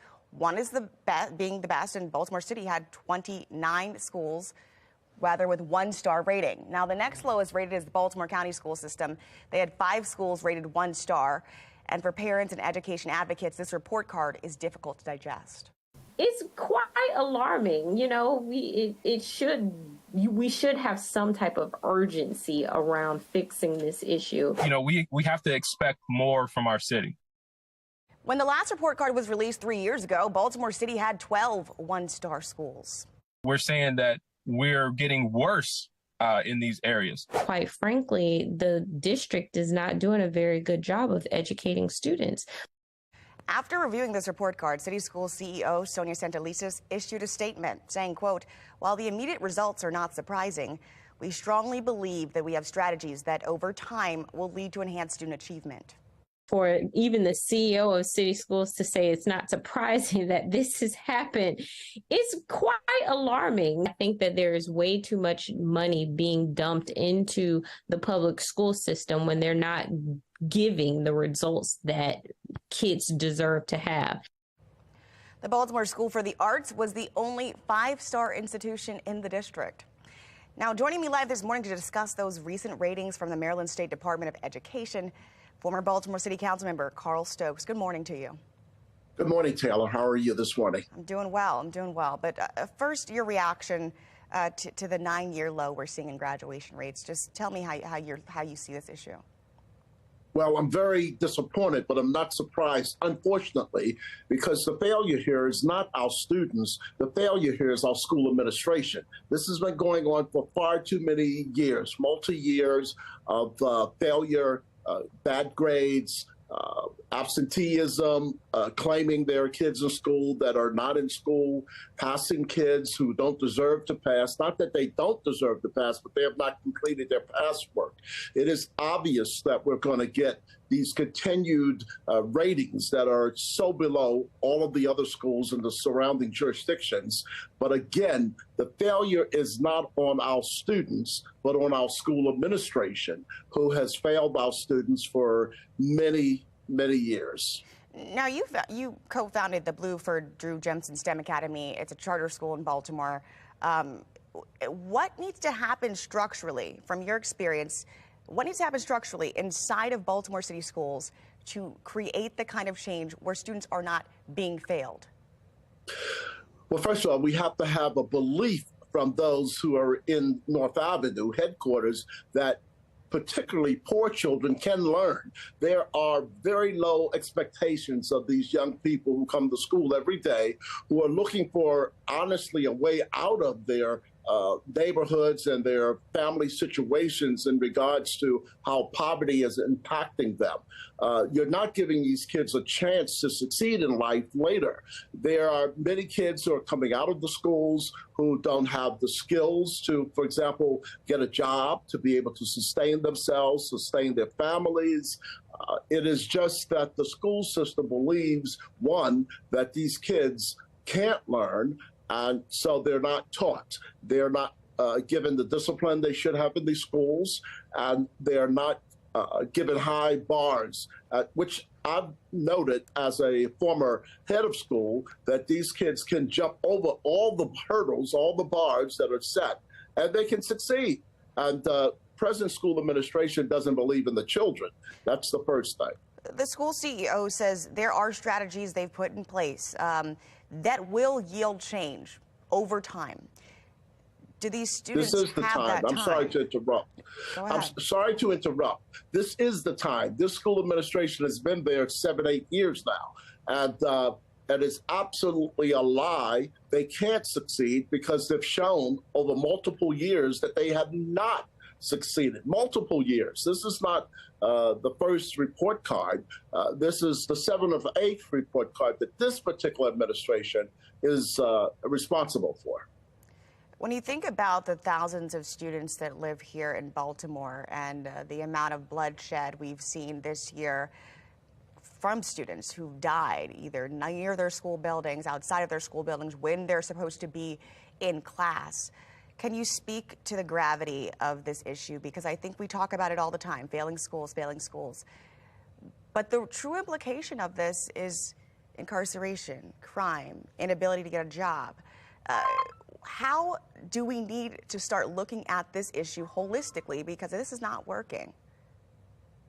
We need to look at it holistically, but I think this is people. This is not system. This is people. This is people who are not doing their jobs. I don't think are capable of doing their jobs. I think they're incompetent. I think they're more than incompetent, to be frank with you.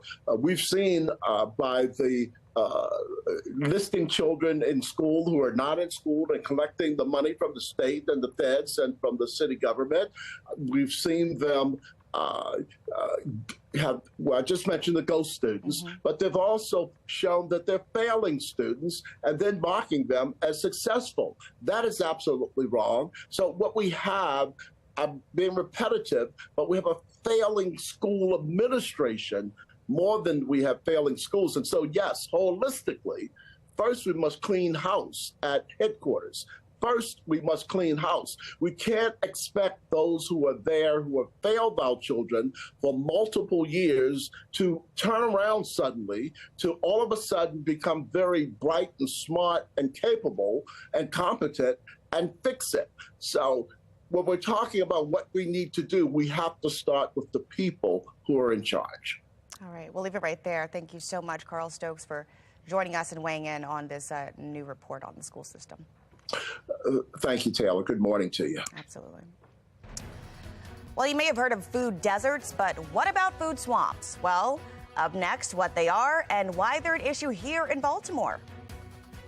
And it doesn't exactly look like March or feel like March today. We've got mostly cloudy skies and chilly temperatures stuck in the 40s this afternoon. I'll let you know exactly how long this colder stretch is going to last and when we are tracking our next weather maker in a couple of minutes. It's 8:40. You're watching Fox 45 Morning News.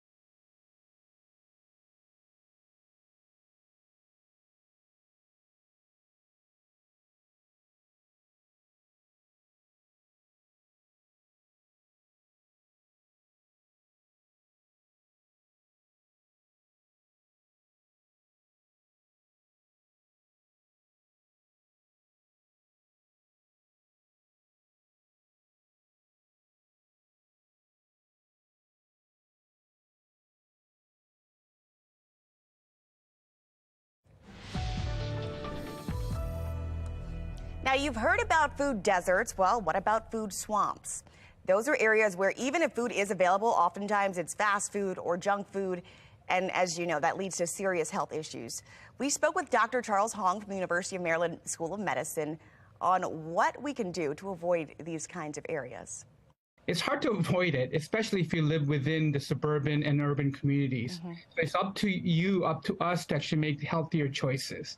And this just means conscious habit of avoiding fast foods, and making healthier choices. So instead of going for a quick bite after long days at work at a fast food place, going home and actually having a cooked meal, even if it takes a little bit longer and an extra effort, making a conscious decision on a daily basis.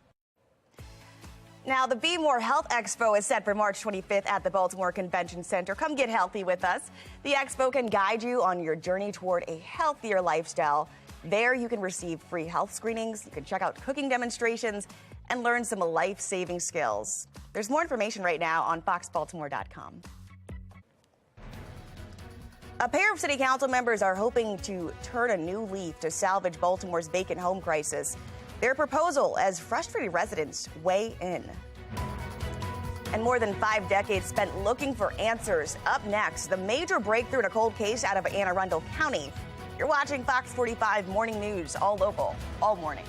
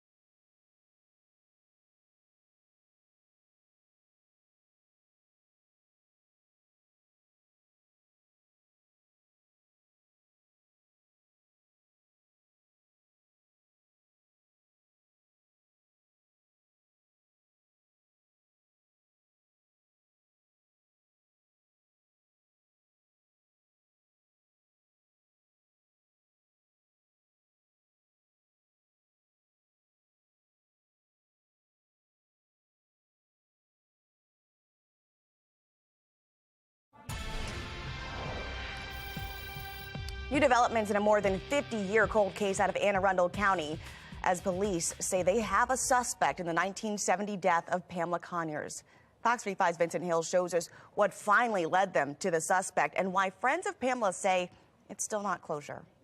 It was a typical Friday for 16-year-old Pamela Conyers back in October of 1970, and it all started here at Glen Burnie High School. She just attended the Glen Burnie High School homecoming bonfire. Later that night, she got in her car and ended up at this mall, and that is the last time she was seen alive. Anne Arundel police detailing what happened next. 3 days later, on October 19th, 1970, Pam's car was found abandoned. Less than 24 hours later, on October 20th, 1970, Pam's body was found. The cause of death, strangulation. That's where the trail went cold for over 50 years. Hundreds of leads, but no headway until FBI agents use investigative genetic genealogy to generate new leads. that new lead taking the suspect pool from hundreds to just one man, according to the Anne Arundel police chief. That suspect is Forrest Clyde Williams III. Williams died in 2018 before family and friends could get justice for Pamela's murder. This is a case that has haunted me for close to 53 years. Classmate Michael Golden recalls learning Pamela had gone missing. I remember that Monday morning, I had trigonometry class with her, and seeing her empty desk really brought it home, made it real. Golden says the revelation is a sense of relief, but also frustration. It feels kind of good that we have a solution, but I'm still frustrated because we don't know anything about this guy, how it all came about. Neither do Anne Arundel police. There's no evidence to link Pamela and Forrest at all. So detectives and investigators don't believe that these two had any run-ins before this fatal night. They also don't know if Williams' DNA may be tied to other murders and are not sure if someone else may have helped him kill Pamela Conyers. They're not releasing many details, but say the case is still open. Now, we're told Williams' DNA has been entered into the National DNA Database, and Anne Arundel police are waiting for any results that come out of that. Williams died in Virginia, so if there is a link to any potential other victims, that search could expand to there. At Anne Arundel Police Headquarters, Vincent Hill, Fox 45 News. A Baltimore witness found dead just 1 week before she was scheduled to testify in a murder trial. The medical examiner ruled the witness's death an overdose. Now, without her testimony, the city state attorney says they can no longer move forward with this trial, and the court had to release the accused killer.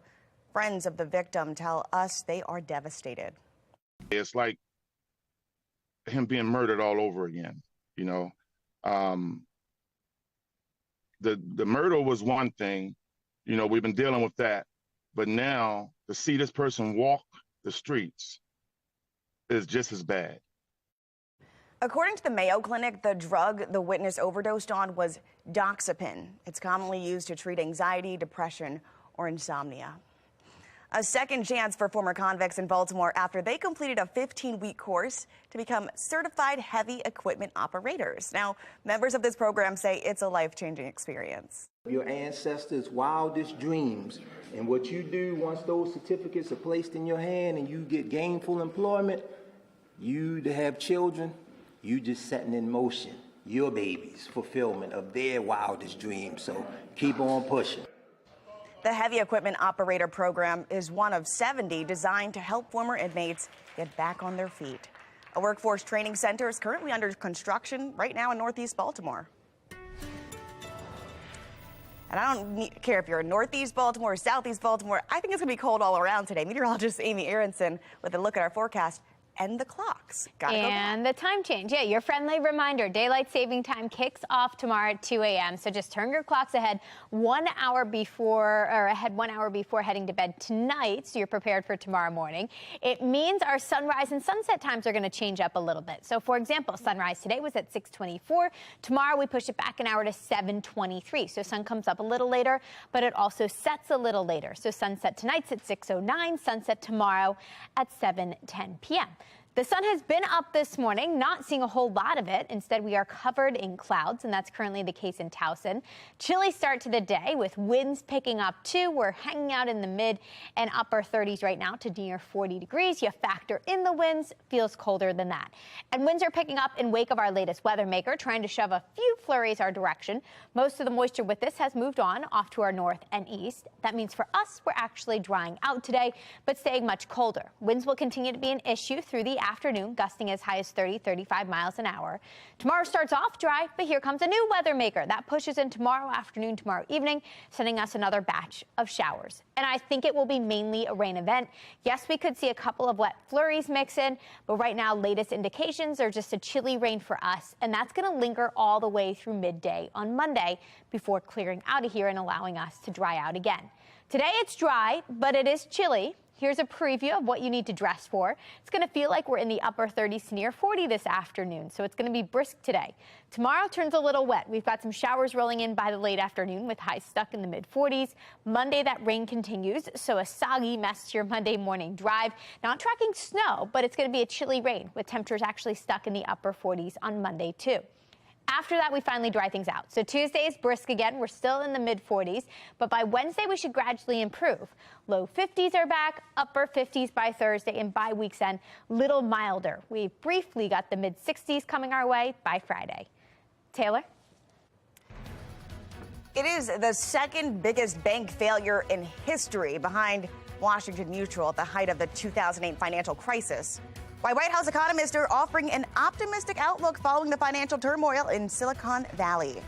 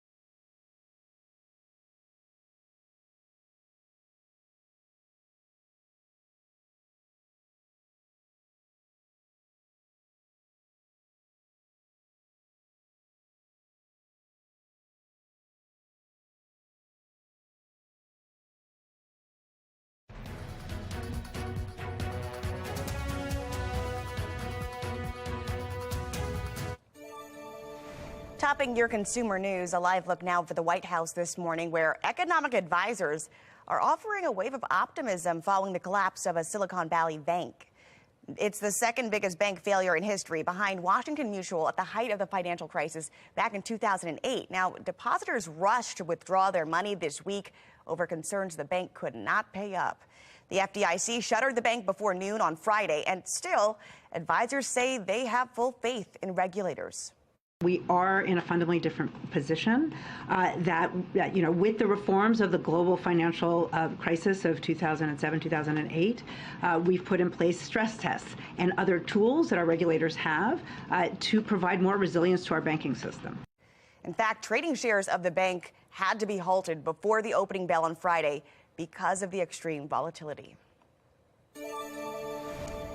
All right, let's get over to Genevieve Gorder with a look at today's steals and deals. The following segment is sponsored by Noki. Hey everybody, we all spend a lot of our lives in our cars. And wouldn't you like that time that you do spend here to be as safe as possible? It's scary to think about, but there are over 6 million car accidents each year in the US, and that's a huge number. But one of the ways we can find peace of mind is through how we protect ourselves. This is the Minolta dash cam. Now, if you're ever involved in a car accident, you could have supporting evidence at your fingertips. Think about that. This camera comes with a windshield mount, and it's really easy to set up. It has a wide angle and tiltable lens, and it uses HD video, so it won't miss anything going on in front of you, including license plate numbers. It also has this large screen, so you can actually see the footage that you record. And the most important part of the camera is the G sensor, which will automatically detect a collision and make sure it gets recorded. Now, beyond accidents, think about the added security of having a camera like this in your car. Break-ins, road rage, unsafe parking lots. Think of this like a security camera for your car that you can feel good about. We are offering a special offer right now. Get one for yourself. Think about getting one for your kid going away to school, elderly parents, anyone you want to keep safe. Take advantage of this deal. Go to asadeals.com.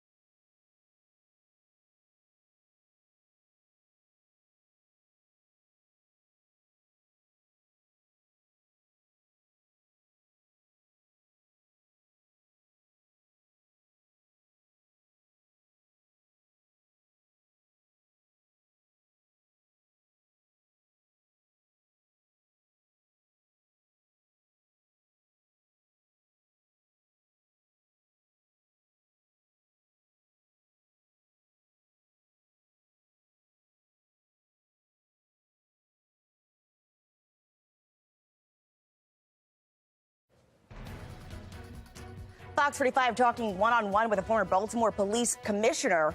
His take on the ongoing crime crisis and how to stop the bloodshed.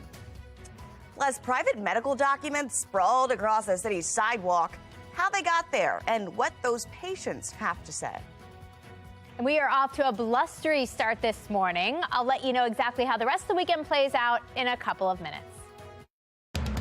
Live from WBFF in Baltimore, this is Fox 45 Morning News.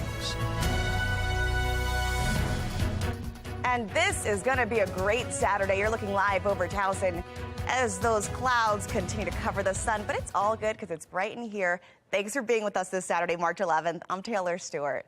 Let's get to your forecast. Meteorologist Amy Aronson. bringing out the parka this morning. Yeah, winter stuff. That's needed today. It's going to be a wintry weekend. We are feeling like we're in the mid-20s right now in a lot of spots, 31 in Baltimore, and that's because of the winds coming in from the northwest, blowing as high as 30, 35 miles an hour at times today. And that's going to make it feel colder than it actually is at any given point. So as you enjoy some coffee this morning, hopefully it's hot coffee. It's chilly out there. We're starting off in the 40s. We're stuck in the 40s through the morning, straight into the afternoon, and we actually struggle to reach 50 today. Now, tomorrow's going to stay chilly too, but we're also tracking our next weather maker. Coming up in just over 10 minutes, I've got an updated look at the timeline of that system and how long the rain sticks around. Taylor? In a city in crisis, violence is a top concern for city leaders, so much so that some former leaders are coming forward with solutions of their own. Daryl LaSosa spent 30 years with the Baltimore City Police Department and then 4 months as police commissioner. He has a perspective few others can share, and he shared it with us. Jeff Abel has the story. 4 months after he was named commissioner, D'Souza was named in a federal complaint, accusing him of failing to file tax returns. He served 10 months in a federal prison. And I taught a class there, and part of that class was trying to figure out what the next steps are for them. He's one of a handful of people with an inside-out view of the justice system. And in Baltimore, the city is struggling with the crime war, he says, because city police department remains hundreds of officers short. When you're that short of officers, what does that mean? It means that other officers are working double shifts. It's not healthy. You know, they're experiencing sleep deprivation. I've heard it. They're telling me that. And you make bad decisions and you're not as sharp.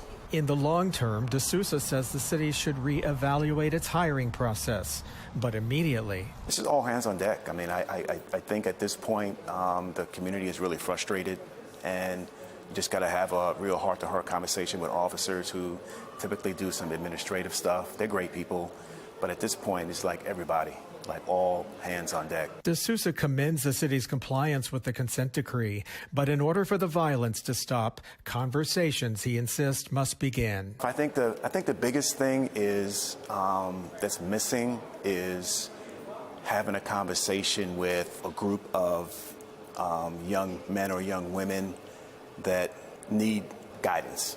And guidance is what he offered to a group of graduates in Bolton Hill. Many of them also served time. Now they're hitting the workforce. Whatever you need from me, consider it done. So congratulations to y'all. Yes. Now, D'Souza mentioned struggles with the Baltimore Police Department in terms of hiring and retaining officers. Now, Baltimore has just over 2,100 police. They lost about 8% of their force last year. Police hired over 1,000 new recruits, but then lost 277 again. Now, the department is trying to sweeten the pot for potential recruits by offering higher wages and signing bonuses. Elsewhere in a city in crisis, Baltimore City Council member Odette Ramos and James Torrance spearheading a new effort to tackle Baltimore's vacant home crisis. They're looking to create the Land Bank Authority. It would work with other agencies to redevelop vacant homes into new housing opportunities. Residents near vacant homes say this is something that needs to change right now. We are walking distance to downtown. I-95 is right here, 295. All major highways are right here. And this is what the inner city looked like?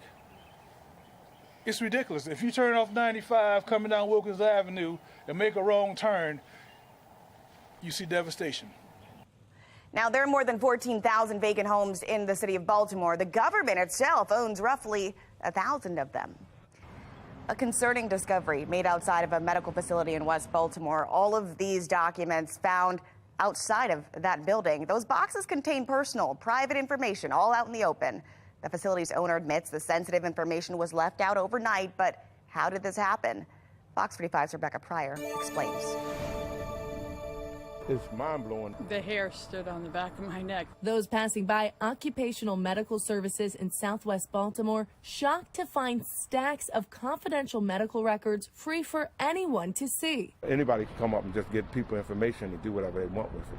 It's just, I've never seen anything like this. The facility offers drug and alcohol testing as well as care for workers' compensation cases. Resting against the building, dozens of boxes containing hundreds of patients' private health information.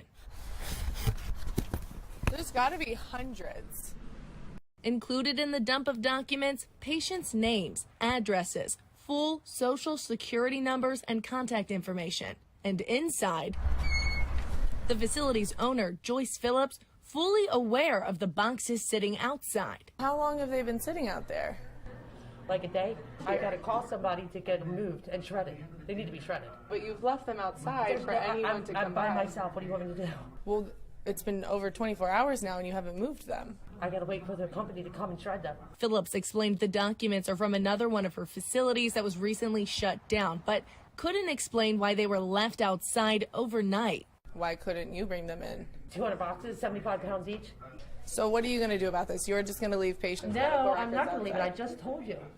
We have a call into, we're waiting for them to come here to get the boxes. Phillips wasn't able to say when exactly the company she called was scheduled to arrive. About an hour later, our cameras capturing her bringing in boxes herself, an effort her patients are calling too little, too late. Not acceptable at all. This is a major HIPAA violation. Brenda Pound is a registered nurse and workers' compensation caseworker. I walked by and looked at someone's chart, I happened to just glance. This is blatantly illegal, in my opinion. She says the information on the exposed documents is protected both by federal and state law, and for good reason.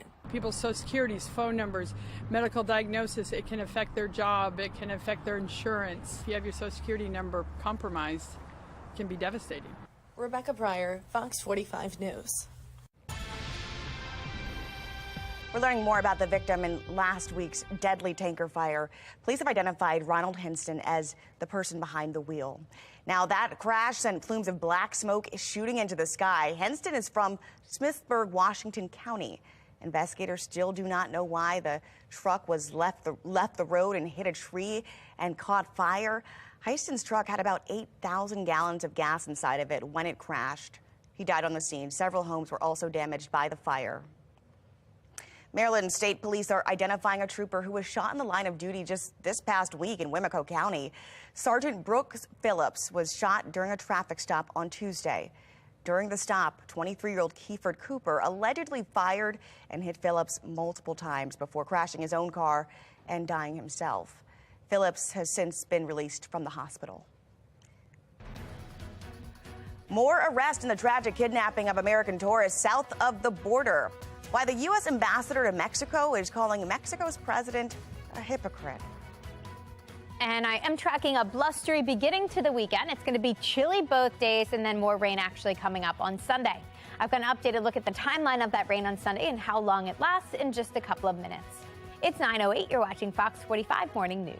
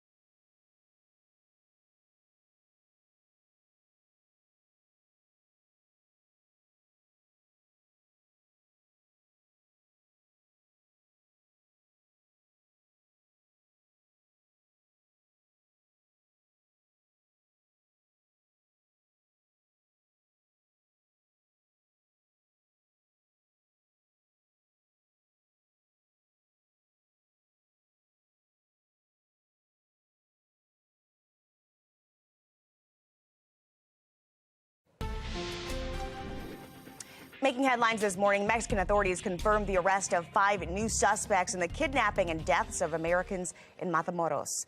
Now, this is in addition to the guard that was arrested on Monday when officials rescued the 2 living victims. The Gulf Cartel issued a letter of apology, calling it a case of mistaken identity and saying they would hand over members involved. The letter contained a picture of 5 men bound up. It's not clear who exactly those men are, but finding this out is what the U.S. ambassador to Mexico is calling a significant operation. From the minute that I got the call that we had 4 missing Americans, our job was to do everything we could to find them and to hopefully find them alive. And that's what I asked the Mexican government to do. They cooperated in every way that they could. Ambassador Salazar also addressed recent comments made by Mexico's president, where he downplayed the role of his country in the fentanyl crisis. Salazar reminded him of talks with the U.S. and Canada when they all agreed it was the highest priority for health and security. Torrential rain in California threatening to flood the state's major reservoirs. What officials in Sacramento are doing for the first time in 4 years to try to stop floods. But first, a convicted bank robber steals yet again, and now he's on the run. The efforts to track him down in Maryland's most wanted. You're watching Fox 45 Morning News, all local, all morning.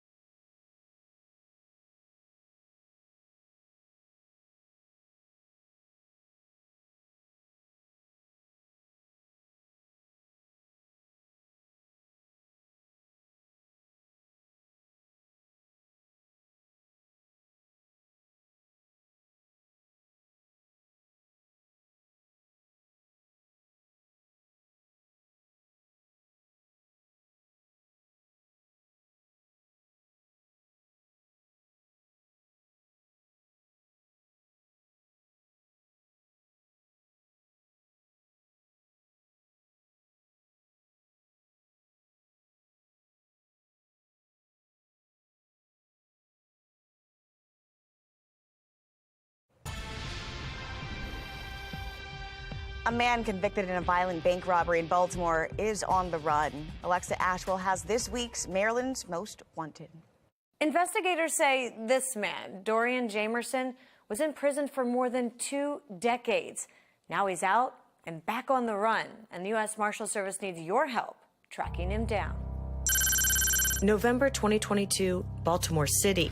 Investigators say convicted bank robber Dorian Jamerson vanishes. He's a danger to himself and others. Back in 2000, investigators say Jamerson robbed a bank in Baltimore, holding the manager of the branch at gunpoint while ordering the employees to put cash from the bank's vault into a pillowcase. Jamerson and his co-conspirators, investigators say, escaping with more than $300,000. He has a long history of eluding police capture, of assault, breaking and entering. Jamerson was later arrested and, according to investigators, sentenced to more than 2 decades in prison. Fast forward to 2020, Jamerson is freed from custody but placed on supervised release, an arrangement authorities say didn't last long. As part of his conditions of release, he was ordered to attend a drug treatment program and complete it. He failed to go to his treatment sessions, and he tested positive for drugs. Jamerson hasn't been seen since, and now the U.S. Marshal Service has joined the search for him. He's known to frequent the Baltimore City and Baltimore County areas. It's important because of his long criminal history, because likely now he's going to turn back to crime. Investigators believe Jamerson is still in the Baltimore region, so take a good look. He's described as standing at about 5'8" and weighing approximately 150 pounds. Investigators warn he could be armed and dangerous and is known to abuse drugs. So if you have any information regarding his whereabouts, the tip line number right here, 1-877-WANTED-2. Or you can contact agents directly, 202-819-5058. Remember, you can always remain anonymous, and you could earn a reward. I'm Alexa Ashwell, and this is Maryland's Most Wanted. Torrential storms in California are threatening to flood the state's major reservoirs. Now, in Sacramento, they're releasing water from Oroville Dam for the first time in 4 years. The State Department of Water Resources is monitoring water levels in Lake Oroville, and they say it's at 75% capacity, which is well above the average for this time of year. Our modeling over the next few days shows that we expect somewhere from 20 to 40,000 cubic feet a second of water to come into the lake. However, the exact inflow we see will depend upon how these storms materialize.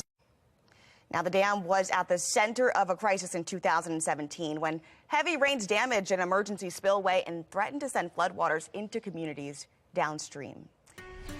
Now, here at home, nothing of the sort, but definitely cold out there. Meteorologist Amy Aronson with our update this morning. Yeah, nothing as extreme as what the West Coast has been dealing with, storm after storm there. Actually, a flood watch is still highlighted. That's the area covered in green for much of Central California. But for us here on the East Coast, different situation. We had a storm roll through yesterday. Yes, it sent us some rain, but now it's on its way out. Trying to develop a couple of flurries our way this morning. I think most are struggling to reach us. The bulk of the moisture with this has moved on, and now it's just turning very windy on the backside of it. Winds currently blowing from the west-northwest at 18 miles an hour, making it feel colder than that 40 degrees. Technically 40 under mostly cloudy skies, but feels closer to 31. So there is a chill to begin. Will stay chilly today. A drier day with highs stuck in the 40s, but remember, it's going to be breezy all afternoon, making it feel about 5 to 10 degrees colder. We've got that time change coming up tonight. We spring forward 1 hour, so tomorrow morning, sun comes up a little later. It's going to be chilly throughout the morning tomorrow, and then here comes the rain tomorrow evening. So although we push that sunset back an hour and gain the extra daylight in the evening, you're not really going to be able to enjoy that tomorrow because we've got this rain pushing in and taking over Sunday night and a Monday morning. Should stay all rain, but it's going to be a chilly rain, a soggy start to your Monday with showers wrapping up right around midday. For today, it's just going to be dry and breezy. Temperatures will technically make a run for the mid-40s today, but feels cooler than that because of the winds. Tomorrow also starts off chilly and then ends with that rain by the late afternoon and the early evening hours. Temperatures are trending down, not only this weekend, but through early next week. We've got a stretch coming up that takes us through the 40s. That will last through at least Tuesday. By Wednesday, we should be closer to normal with temperatures warming back into the low 50s. But according to the Climate Prediction Center, it looks like March is just going to be a cooler month. They are showing the likelihood for below average temperatures all the way through late March. This outlook actually runs through March 24th, and you'll notice we are included in that blue color, meaning a pretty decent chance our temperatures will stay below average all the way through that point. An average for us right now, just to put it in perspective, right around 53 degrees. So you'll notice we're below that this weekend. I threw the little clock in there to remind you about the time change coming up tonight. We do have showers moving in tomorrow evening with temperatures in the mid-40s. We stay in the 40s on Monday as rain wraps up. We're drier on Tuesday, but breezy and cool still with highs still in the mid-40s. It's not until Wednesday that things start to feel a little more comfortable again. Low 50s are back on Wednesday. And then the week actually ends on a really nice note. It's much milder, upper 50s by Thursday, actually mid-60s briefly by week's end on Friday. Taylor? And remember, you can track severe storms and weather when we're not here on air. Just download that free FOX45 Weather Authority app. It's in your app store right now. Just search WBFF. Rejecting the mayor's latest appointee, the political battle in City Hall, and how Mayor Scott is reacting to the fallout. And up next, the COVID pandemic changing fundamental aspects of life, from working from home to an increase in homelessness. We're taking a look at whether we could see a return to pre-pandemic life ever. You're watching Fox 45 Morning News, all local, all morning.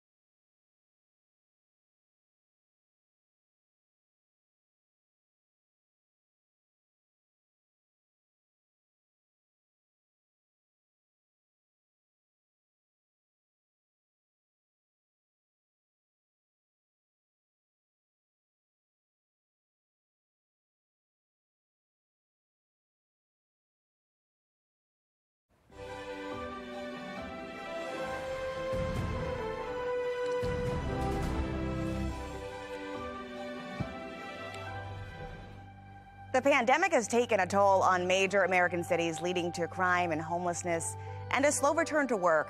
Spotlight on America's Chris Daniels shows us why there's momentum now for change. In Seattle, it is not hard to question if the central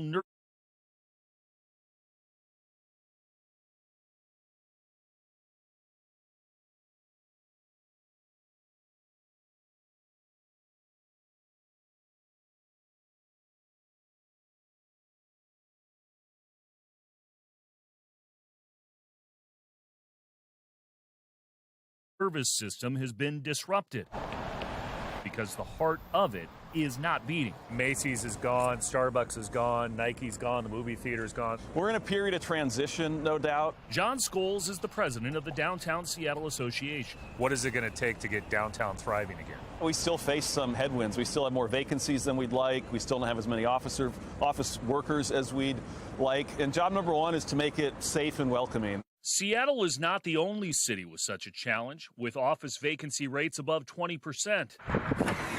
Minneapolis is near 30%. And in New York, the city's mayor is suggesting converting unused space to homes. Do you think Seattle is any different than other major American cities? I was in Nashville and Dallas and Cincinnati, and those three other cities, not nearly as much security and safety issues in their downtown streets. Pat Callahan is the founder and CEO of the Urban Renaissance Group, which develops and manages hundreds of thousands of square feet in real estate across 4 states, and agrees with the New York mayor's idea. And we have an historic opportunity right now to think about conversions of office to residential. A recent Gensler Research Institute study of residents in North America's top cities also indicates people want restaurants, bars, parks, theaters, and public transit in the central business district, as opposed to the big box retail and shopping centers of yesteryear. Japanese-based retailer Uniqlo is hoping to buck that trend. You thought about going in this particular spot. This is a perfect mix of local customers and also tourists. Any concerns with empty storefronts around you? No, I think it's a matter of providing, again, that level of rejuvenation and coming in and being able to provide something new for the local community. Instead of running away from a problem, why not come in and try to be part of the solution? There was a line out the door on opening day last November in Seattle. Have you had some of the issues that other businesses have complained about in downtown with criminal activity or shoplifting or anything like that? We can't say that we have. We have not. In fact, Uniqlo says sales at the nearly 12,000 square foot store have exceeded expectations here by 50% in the first few months, citing a strategic, bright decision to capture foot traffic, and that it will likely target struggling downtown sectors in its North American expansion plan. And we've got some upgrading to do in downtown Seattle. Scholes says he believes cities should also focus on spending millions to improve streets, adding lights and greenery like Seattle is just starting to do, to discourage bad actors and bring good people back. It may be a chess piece on a complicated board across the country, still filled with empty spaces. For Spotlight on America, I'm Chris Daniels. In New York, the governor there has pitched property tax exemptions for landlords to convert older buildings to residential ones. Seattle's mayor suggested changing existing zoning laws to allow for more residential conversion as well. City Council voting against the confirmation of Mayor Scott's pick for city administrator. His office's next move as the back and forth continues. And you're looking at a chilly day ahead of you and some rain possibly in the forecast. Meteorologist Amy Aronson is tracking that system for us in her full Weather Authority forecast. You're watching Fox 45 Morning News, all local, all morning.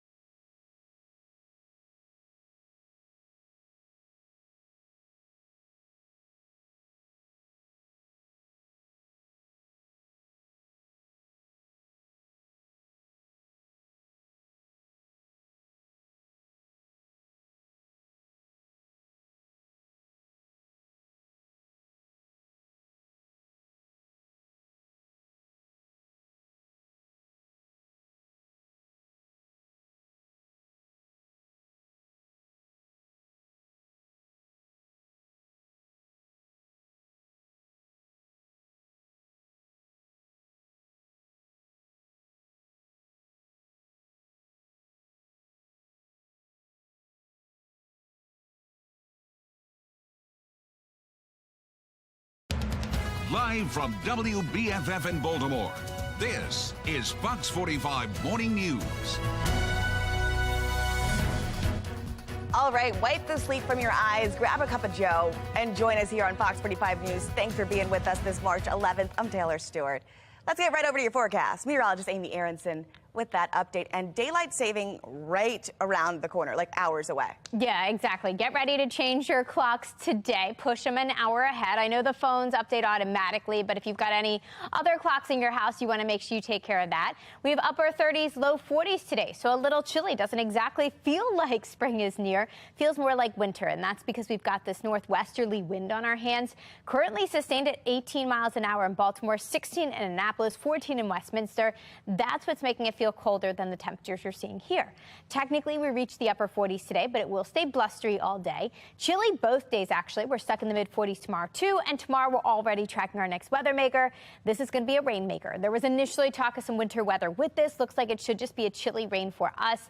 And that's going to get started later Sunday afternoon. Coming up in 10 minutes, I'll let you know exactly how long that weather maker sticks around and what it means for your drive come Monday morning. Taylor? We have failed our constitutional duty to the citizens in the charter of this city. I am off and I'm tired. And I'm being frank, colleagues. While I may respect you in the sense of this chamber, you have violated the trust of this chamber and the people of Baltimore. Yeah, that happened inside of City Hall as City Council did not confirm the mayor's pick for City Administrator Faith Leach. Now, Mayor Scott says this rejection is political and his office will nominate Leach again on Monday. Fox 45's Mackenzie Frost was inside this contentious meeting and has the response from the mayor.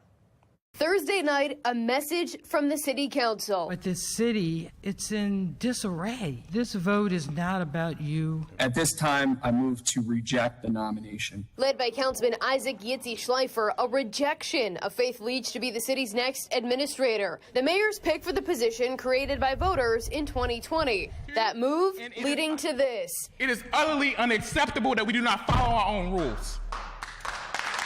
And questions over the Scott administration's working relationship with the other elected members of the council. The administration as a whole, they have not been communicating to the council. Good morning, everyone. Friday morning, Mayor Scott's own frustration. What happened last night in the committee is not how we solve the problems we have in recruiting talented people to serve the people of Baltimore. Standing with supporters, the mayor says the rejection of his pick was political, and he's working with City Council President Nick Mosby to ensure Leach is confirmed. The president has now said to me that he and I will work with the council, with the committee, to make sure that that happens moving forward. Mosby's office telling us via statement he is committed to working with the Scott administration. The mayor doubling down on his support for Leach, who serves as a deputy mayor. Trust me, Baltimore, we are better with Faith Leach as our city administrator. Thank you. Despite being a news conference, the mayor not taking any questions, walking away from the podium. Why do you think this vote happened the way it did? As he ran back into City Hall. Lindsay, what matters is that the voters of Baltimore voted on this. Why won't you answer questions about this? And up the stairs. The council members opposing Leach maintain their rejection is rooted in frustration with the workings of city government. The communication that this council has not been given. And this isn't the first time leaders inside City Hall say they've been left in the dark about decisions from Mayor Scott. The Safe Streets restructuring. My team nor myself was provided any prior briefing on the restructuring of Safe Streets. Controversial BGE conduit contract. No, it's not the first time that there's been a breakdown in communication. And now an apparent unraveling of plans for the mayor. But it sends a message that basically, as city council, we need to be listened to more. Political analyst John Deedy says Leach's rejection should sound alarm bells within the mayor's office. And the fact that they were willing to challenge him and basically say, yeah, she's qualified, no. That would be a really big red flag. Maybe he's starting to lose a little bit of his political power. The nomination is not the only issue dividing City Hall. On Thursday, the City Council held a hearing on the mayor's Clean Corps program. It would give $15 million to nonprofits for cleaning up Baltimore, but some in the council say it overlaps with other efforts, and the money should be going somewhere else, like the Department of Public Works. Why in the world would the administration give $15 million towards privatization of community groups to perform these functions and to hire people when that's exactly what we're trying to do? Some members of the council continue to push back on that deal as well, with BGE over the conduit system. The mayor is accused of not following the protocol when approving this deal because two of the members of the Board of Estimates who have to vote chose not to in a boycott. It's a huge win for the city. It's a bad deal for the city. There is no question on the legality on this solicitor's side. This is a done deal. We're acting on the deal. It's done. The way that this entire situation has been handled is nothing more than a power grab and move that suits the interests of private industry. What we're missing here is a judge. I think we've reached the point where it's clear that we just have to agree to disagree. That brings us to our question of the day. If elections were held today, would you vote to re-elect Mayor Scott? So far, 95% of voters have said no. You can go to Fox Baltimore right now to weigh in. We're following the continuing trouble for Baltimore City schools. Now, this week, Project Baltimore revealed that graduation rates in the city have hit a 9-year low. Well, back in February, we showed you this report that showed 23 different schools had students where no one was testing proficient in math. That's 2,000 students who took those tests. And Yerpsy Morgan from Peace joined us to talk about where schools are failing right now. Everybody in the school system, particularly the CEO, needs to be held accountable for this. So it's even more shocking when you look at the actual numbers and realize that 75% of Baltimore City schools were either at a 1 or a 2-star level. That's insane. On top of that, if we look at the school's budget, we know that they received $790 million in grants, in federal grants, 20% of which was required, at least 20% was required to be held back to help students in that achievement gap through COVID. Where has that money gone? Our Project Baltimore team has done some extensive reporting on the issues within the school districts here. You can find their reports on our website, foxbaltimore.com/Project Baltimore. In New York, a school official has been removed from his position following revelations about his hiring practices. The assistant superintendent of the East Meadow Union Free School District was caught on camera. He was filmed by a conservative group called Virtus. Now this group, and he discussed the rubric he has developed in hiring. It helps weed out any potential conservatives who apply for that job. The district community is now expressing outrage over the situation. There are so many tests that these kids take on a daily basis that we don't know about, okay? Now, if you know that a parent is a conservative and a child is a child of a conservative parent, would you rank them so low that they couldn't get to the next grade? The school board has pledged a full investigation, and they're telling Sinclair Broadcast Group that the official has been, quote, administratively reassigned and will not be in any school buildings. Not everybody is springing forward this weekend. Still ahead, the places in the U.S. that are choosing not to recognize daylight saving time. And it's not going to feel like spring today. We have temperatures stuck in the 40s, plus it's going to be blustery with more clouds than sun. I'll let you know what to expect for the rest of the weekend in a couple of minutes. It's 9:37. You're watching Fox 45 Morning News.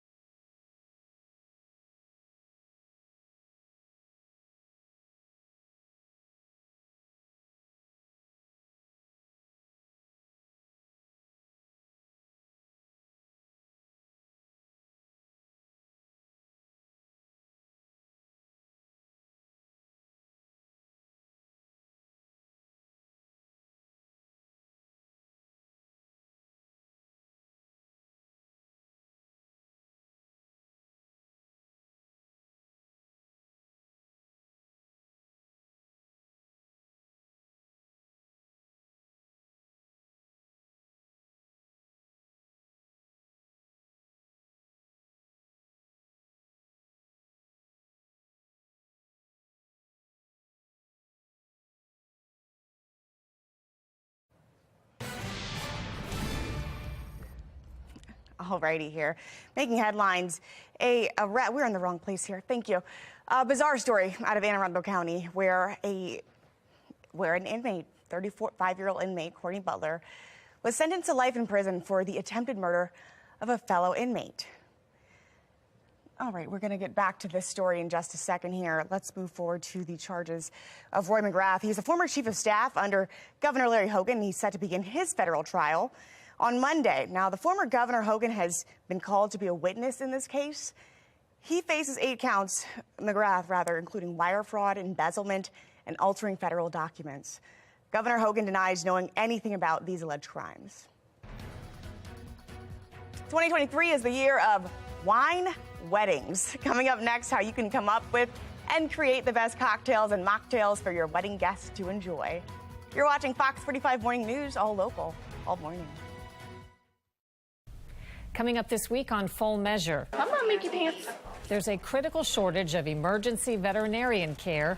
Pet owners end up seeking help in distant cities or even other states, sometimes finding nobody to treat their animals.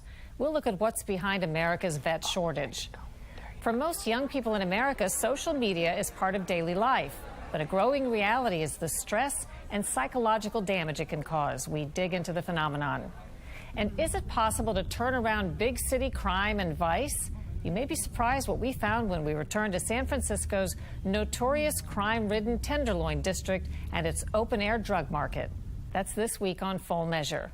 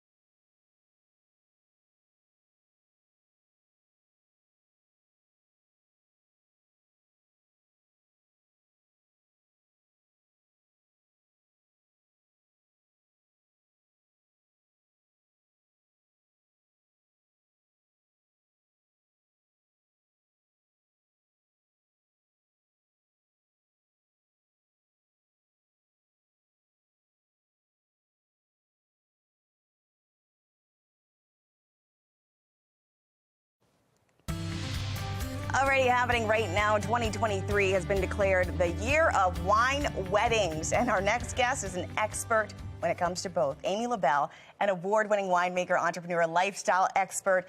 And she just released a new book. It's called Wine Weddings, the ultimate guide to crafting the wedding of your dreams.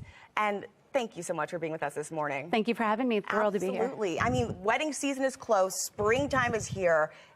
And people want to know how to gather and get ready. And so let's talk about what you've got out here. Absolutely. So I wrote a book because, we host over 100 weddings at each of my venues over the course of this coming season, have hosted over 1,000 weddings to date. Right.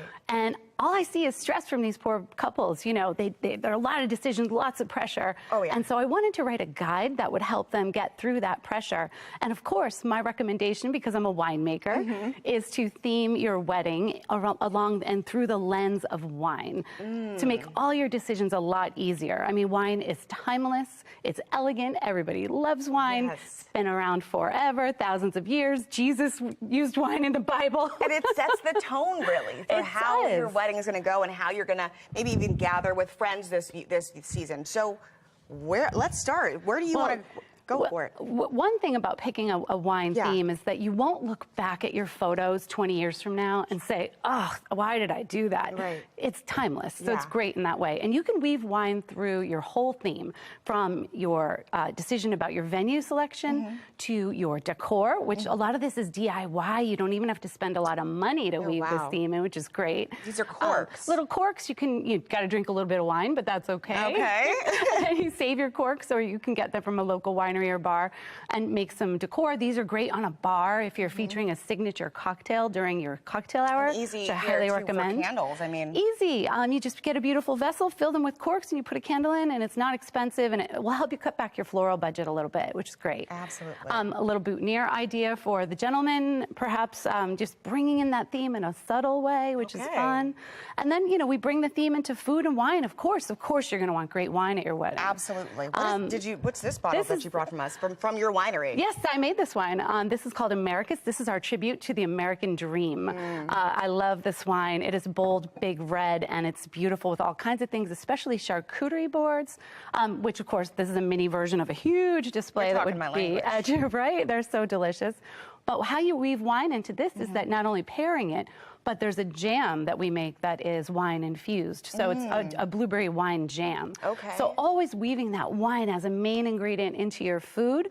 Here as well, you've got a pot de creme. It's a chocolate pot de creme, the most decadent pudding you'll ever eat. And what would you pair with something that decadent? Well, I make a couple dessert wines. Like a port is nice. Red wine is actually nice with chocolate as well, a dark red wine. But I also make a red raspberry wine that would be delicious with that. And then you can weave it into your salad dressings as well. So for your salad course, I've got a wine vinaigrette. So have your chef work with your venue, have them work it into your food, And then in your cocktail selections for your signature cocktail, during your cocktail hour, you want to try to tell a story. Right. People are going to remember your wedding for the details and the story and helping them get involved in your wedding, right? Right. They're going to remember the way you made them feel. Exactly. And so if you can tell your story, like the story of your heritage or the story of your relationship. Do it through the wine. Do it through the wine and do it through a signature cocktail. Or maybe it's like a fun thing, like maybe you're going to Hawaii for your honeymoon and you want to do a Mai Tai. Yes. And you give them a little recipe and a little story at the bar so they can just think about you the next week, and maybe they take that recipe home and they make the drink again and they say, oh, that was the greatest wedding. I love this concept. It's really, because when you think about hosting a wedding, it's really about hosting. And so making sure that experience is all tied in. The flavors, the undertones of the wine and the experience. Yes. So what are these you've made here? So I want to suggest a margarita bar. And whether this is for a wedding or whether you're hosting at home, especially if you're hosting at home, you don't want to stand around all night making cocktails. That's true. You want to be able to enjoy your party, and hopefully you've invited people that you like and you want to enjoy your guests. So this is a margarita bar. It's kind of self-serve. State liquor regulations may apply, so you might want to hold back the alcohol if it's self-serve. But here, in this case, you've got great margaritas with awesome juice selections, some different sparkling options. You could put wine as a main ingredient, and that cuts back on the alcohol a little bit because the alcohol content is lower, and that's good for your guests. That's a great idea. Well, you know what? Let's do this. Let's check weather. But I'm going to keep you here, so Amy and I can join you back over here at the end of the show. Meteorologist Amy Aronson, I mean, what's in the forecast for today? Because I know it's in our forecast. We've got to little get into party, this. right? Yeah, that'll make spring forward a little easier tonight. We kick off daylight saving time. That's coming up at 2 a.m. on Sunday. So before you even go to bed tonight, make sure you turn your clocks ahead 1 hour. And this changes our sunrise sunset times. Sunrise an hour later tomorrow at 7:23. Sunset also an hour later at 7:10 p.m. Right now, we're not tracking a whole lot of sunshine, more clouds than anything else draped over Towson. Cloudy with chilly temperatures. Doesn't really feel spring-like just yet. We've got mid and upper 30s, low 40s to get your day started. Plus, it's a little breezy out there behind our latest weather maker. Latest weather maker is moving away from us, taking all the moisture with it. Couple of flurries trying to reach us, but really failing to do so. Instead, we're just getting the winds on the back side of this system. Winds are picking up from the northwest, making it feel like winter again. Feels blustery out there today. We're not tracking any rain or snow showers today, at least. We stay dry today. Tomorrow starts off on a dry note, but then look at what's coming. We get these showers rushing in from the south and from the west here. This is our next weather maker. Looks like it will just be a plain chilly rain for us starting tomorrow late afternoon into the evening, overnight Sunday and right into Monday morning. So Monday morning's drive, yeah, it looks pretty nasty out there. We've got the showers ongoing along with the chilly temperatures, but does not look like we're tracking any snow. That threat should stay to our north. We start to dry out Monday afternoon and Monday evening, and after that, our temperatures will start to improve again. But right now we are gearing up for another round of rain. Not a ton of rain. Looks like estimates come in below a half an inch, about 2/10 of an inch to 3/10 of an inch in most locations. And that estimate takes us through midday on Monday. Today, you don't need to worry about the wet weather, but you want to dress for this. Bundle up. Wind chills are down. Feels like we're in the mid and upper 30s much of the afternoon today, as winds gust as high as 30 miles an hour. So today it's dry, it's breezy, and it's chilly. Tomorrow stays chilly, plus we throw in that chance for some showers late. And then on Monday, here comes the rain. Rain especially Monday morning with the chilly temperatures sticking around. We'll spend Monday in the upper 40s too. So that chill is here to stay, at least through Tuesday. Tuesday will be drier and breezy. Starting Wednesday, we warm back up. Low 50s are back starting Wednesday, upper 50s by Thursday, and by week's end feels more spring-like again, with highs briefly back in the mid-60s. Taylor? All right, you heard Amy say this, but make sure you're ready to spring forward this weekend because daylight saving, it is here. Starts at 2 a.m. on Sunday. Experts say planning ahead is the key so you don't feel tired amid this time change. And not everybody follows daylight saving in the U.S. People in Hawaii, most of Arizona, and U.S. territories in the Pacific Caribbean do not change their time. A new study shows that Americans want to get rid of Instagram more than any other app on their phone. A security website studied the search trends of the 30 most popular apps and found more than 900,000 searches for deactivating or deleting Instagram in a 6-month period. Facebook came in second place with more than 385,000 searches. Business of Apps says Instagram was also the second most downloaded, though, last year, and the first was TikTok. Sounds like Twitter may have some competition from Facebook's parent company. Now, Meta says it is exploring building a new standalone platform for sharing text updates. The platform would be decentralized, meaning users could basically create different servers or communities within their own guidelines rather than one central platform controlled by Meta. The concept is similar to Reddit or Discord, but a departure from how Meta's other platforms function. The 95th Annual Academy Awards is happening tomorrow, and it's going to celebrate the best and most influential films of 2022. There are more than 50 films across the 23 categories that have already been nominated. Major blockbusters like Avatar, The Way of the Water, Top Gun, Maverick, Everything, Everywhere, All at Once, leading the event with 11 total nominations, including Best Picture and Best Actress. All right, here are the nominees for the Best Picture. Top Gun, Maverick, Women Talking, and The Banshees of Inisherin, and Training of Sadness and Fables. All Quiet on the Western Front, Avatar, The Way of the Water, Elvis, really good one, and Tar. You can watch the ceremony at 8 o'clock on ABC Sunday night. Sticks with Fox 45 Morning News. After the break, meteorologist Amy Aronson is going to share her exclusive 7-day, and we're going to check in with LaBelle Winery.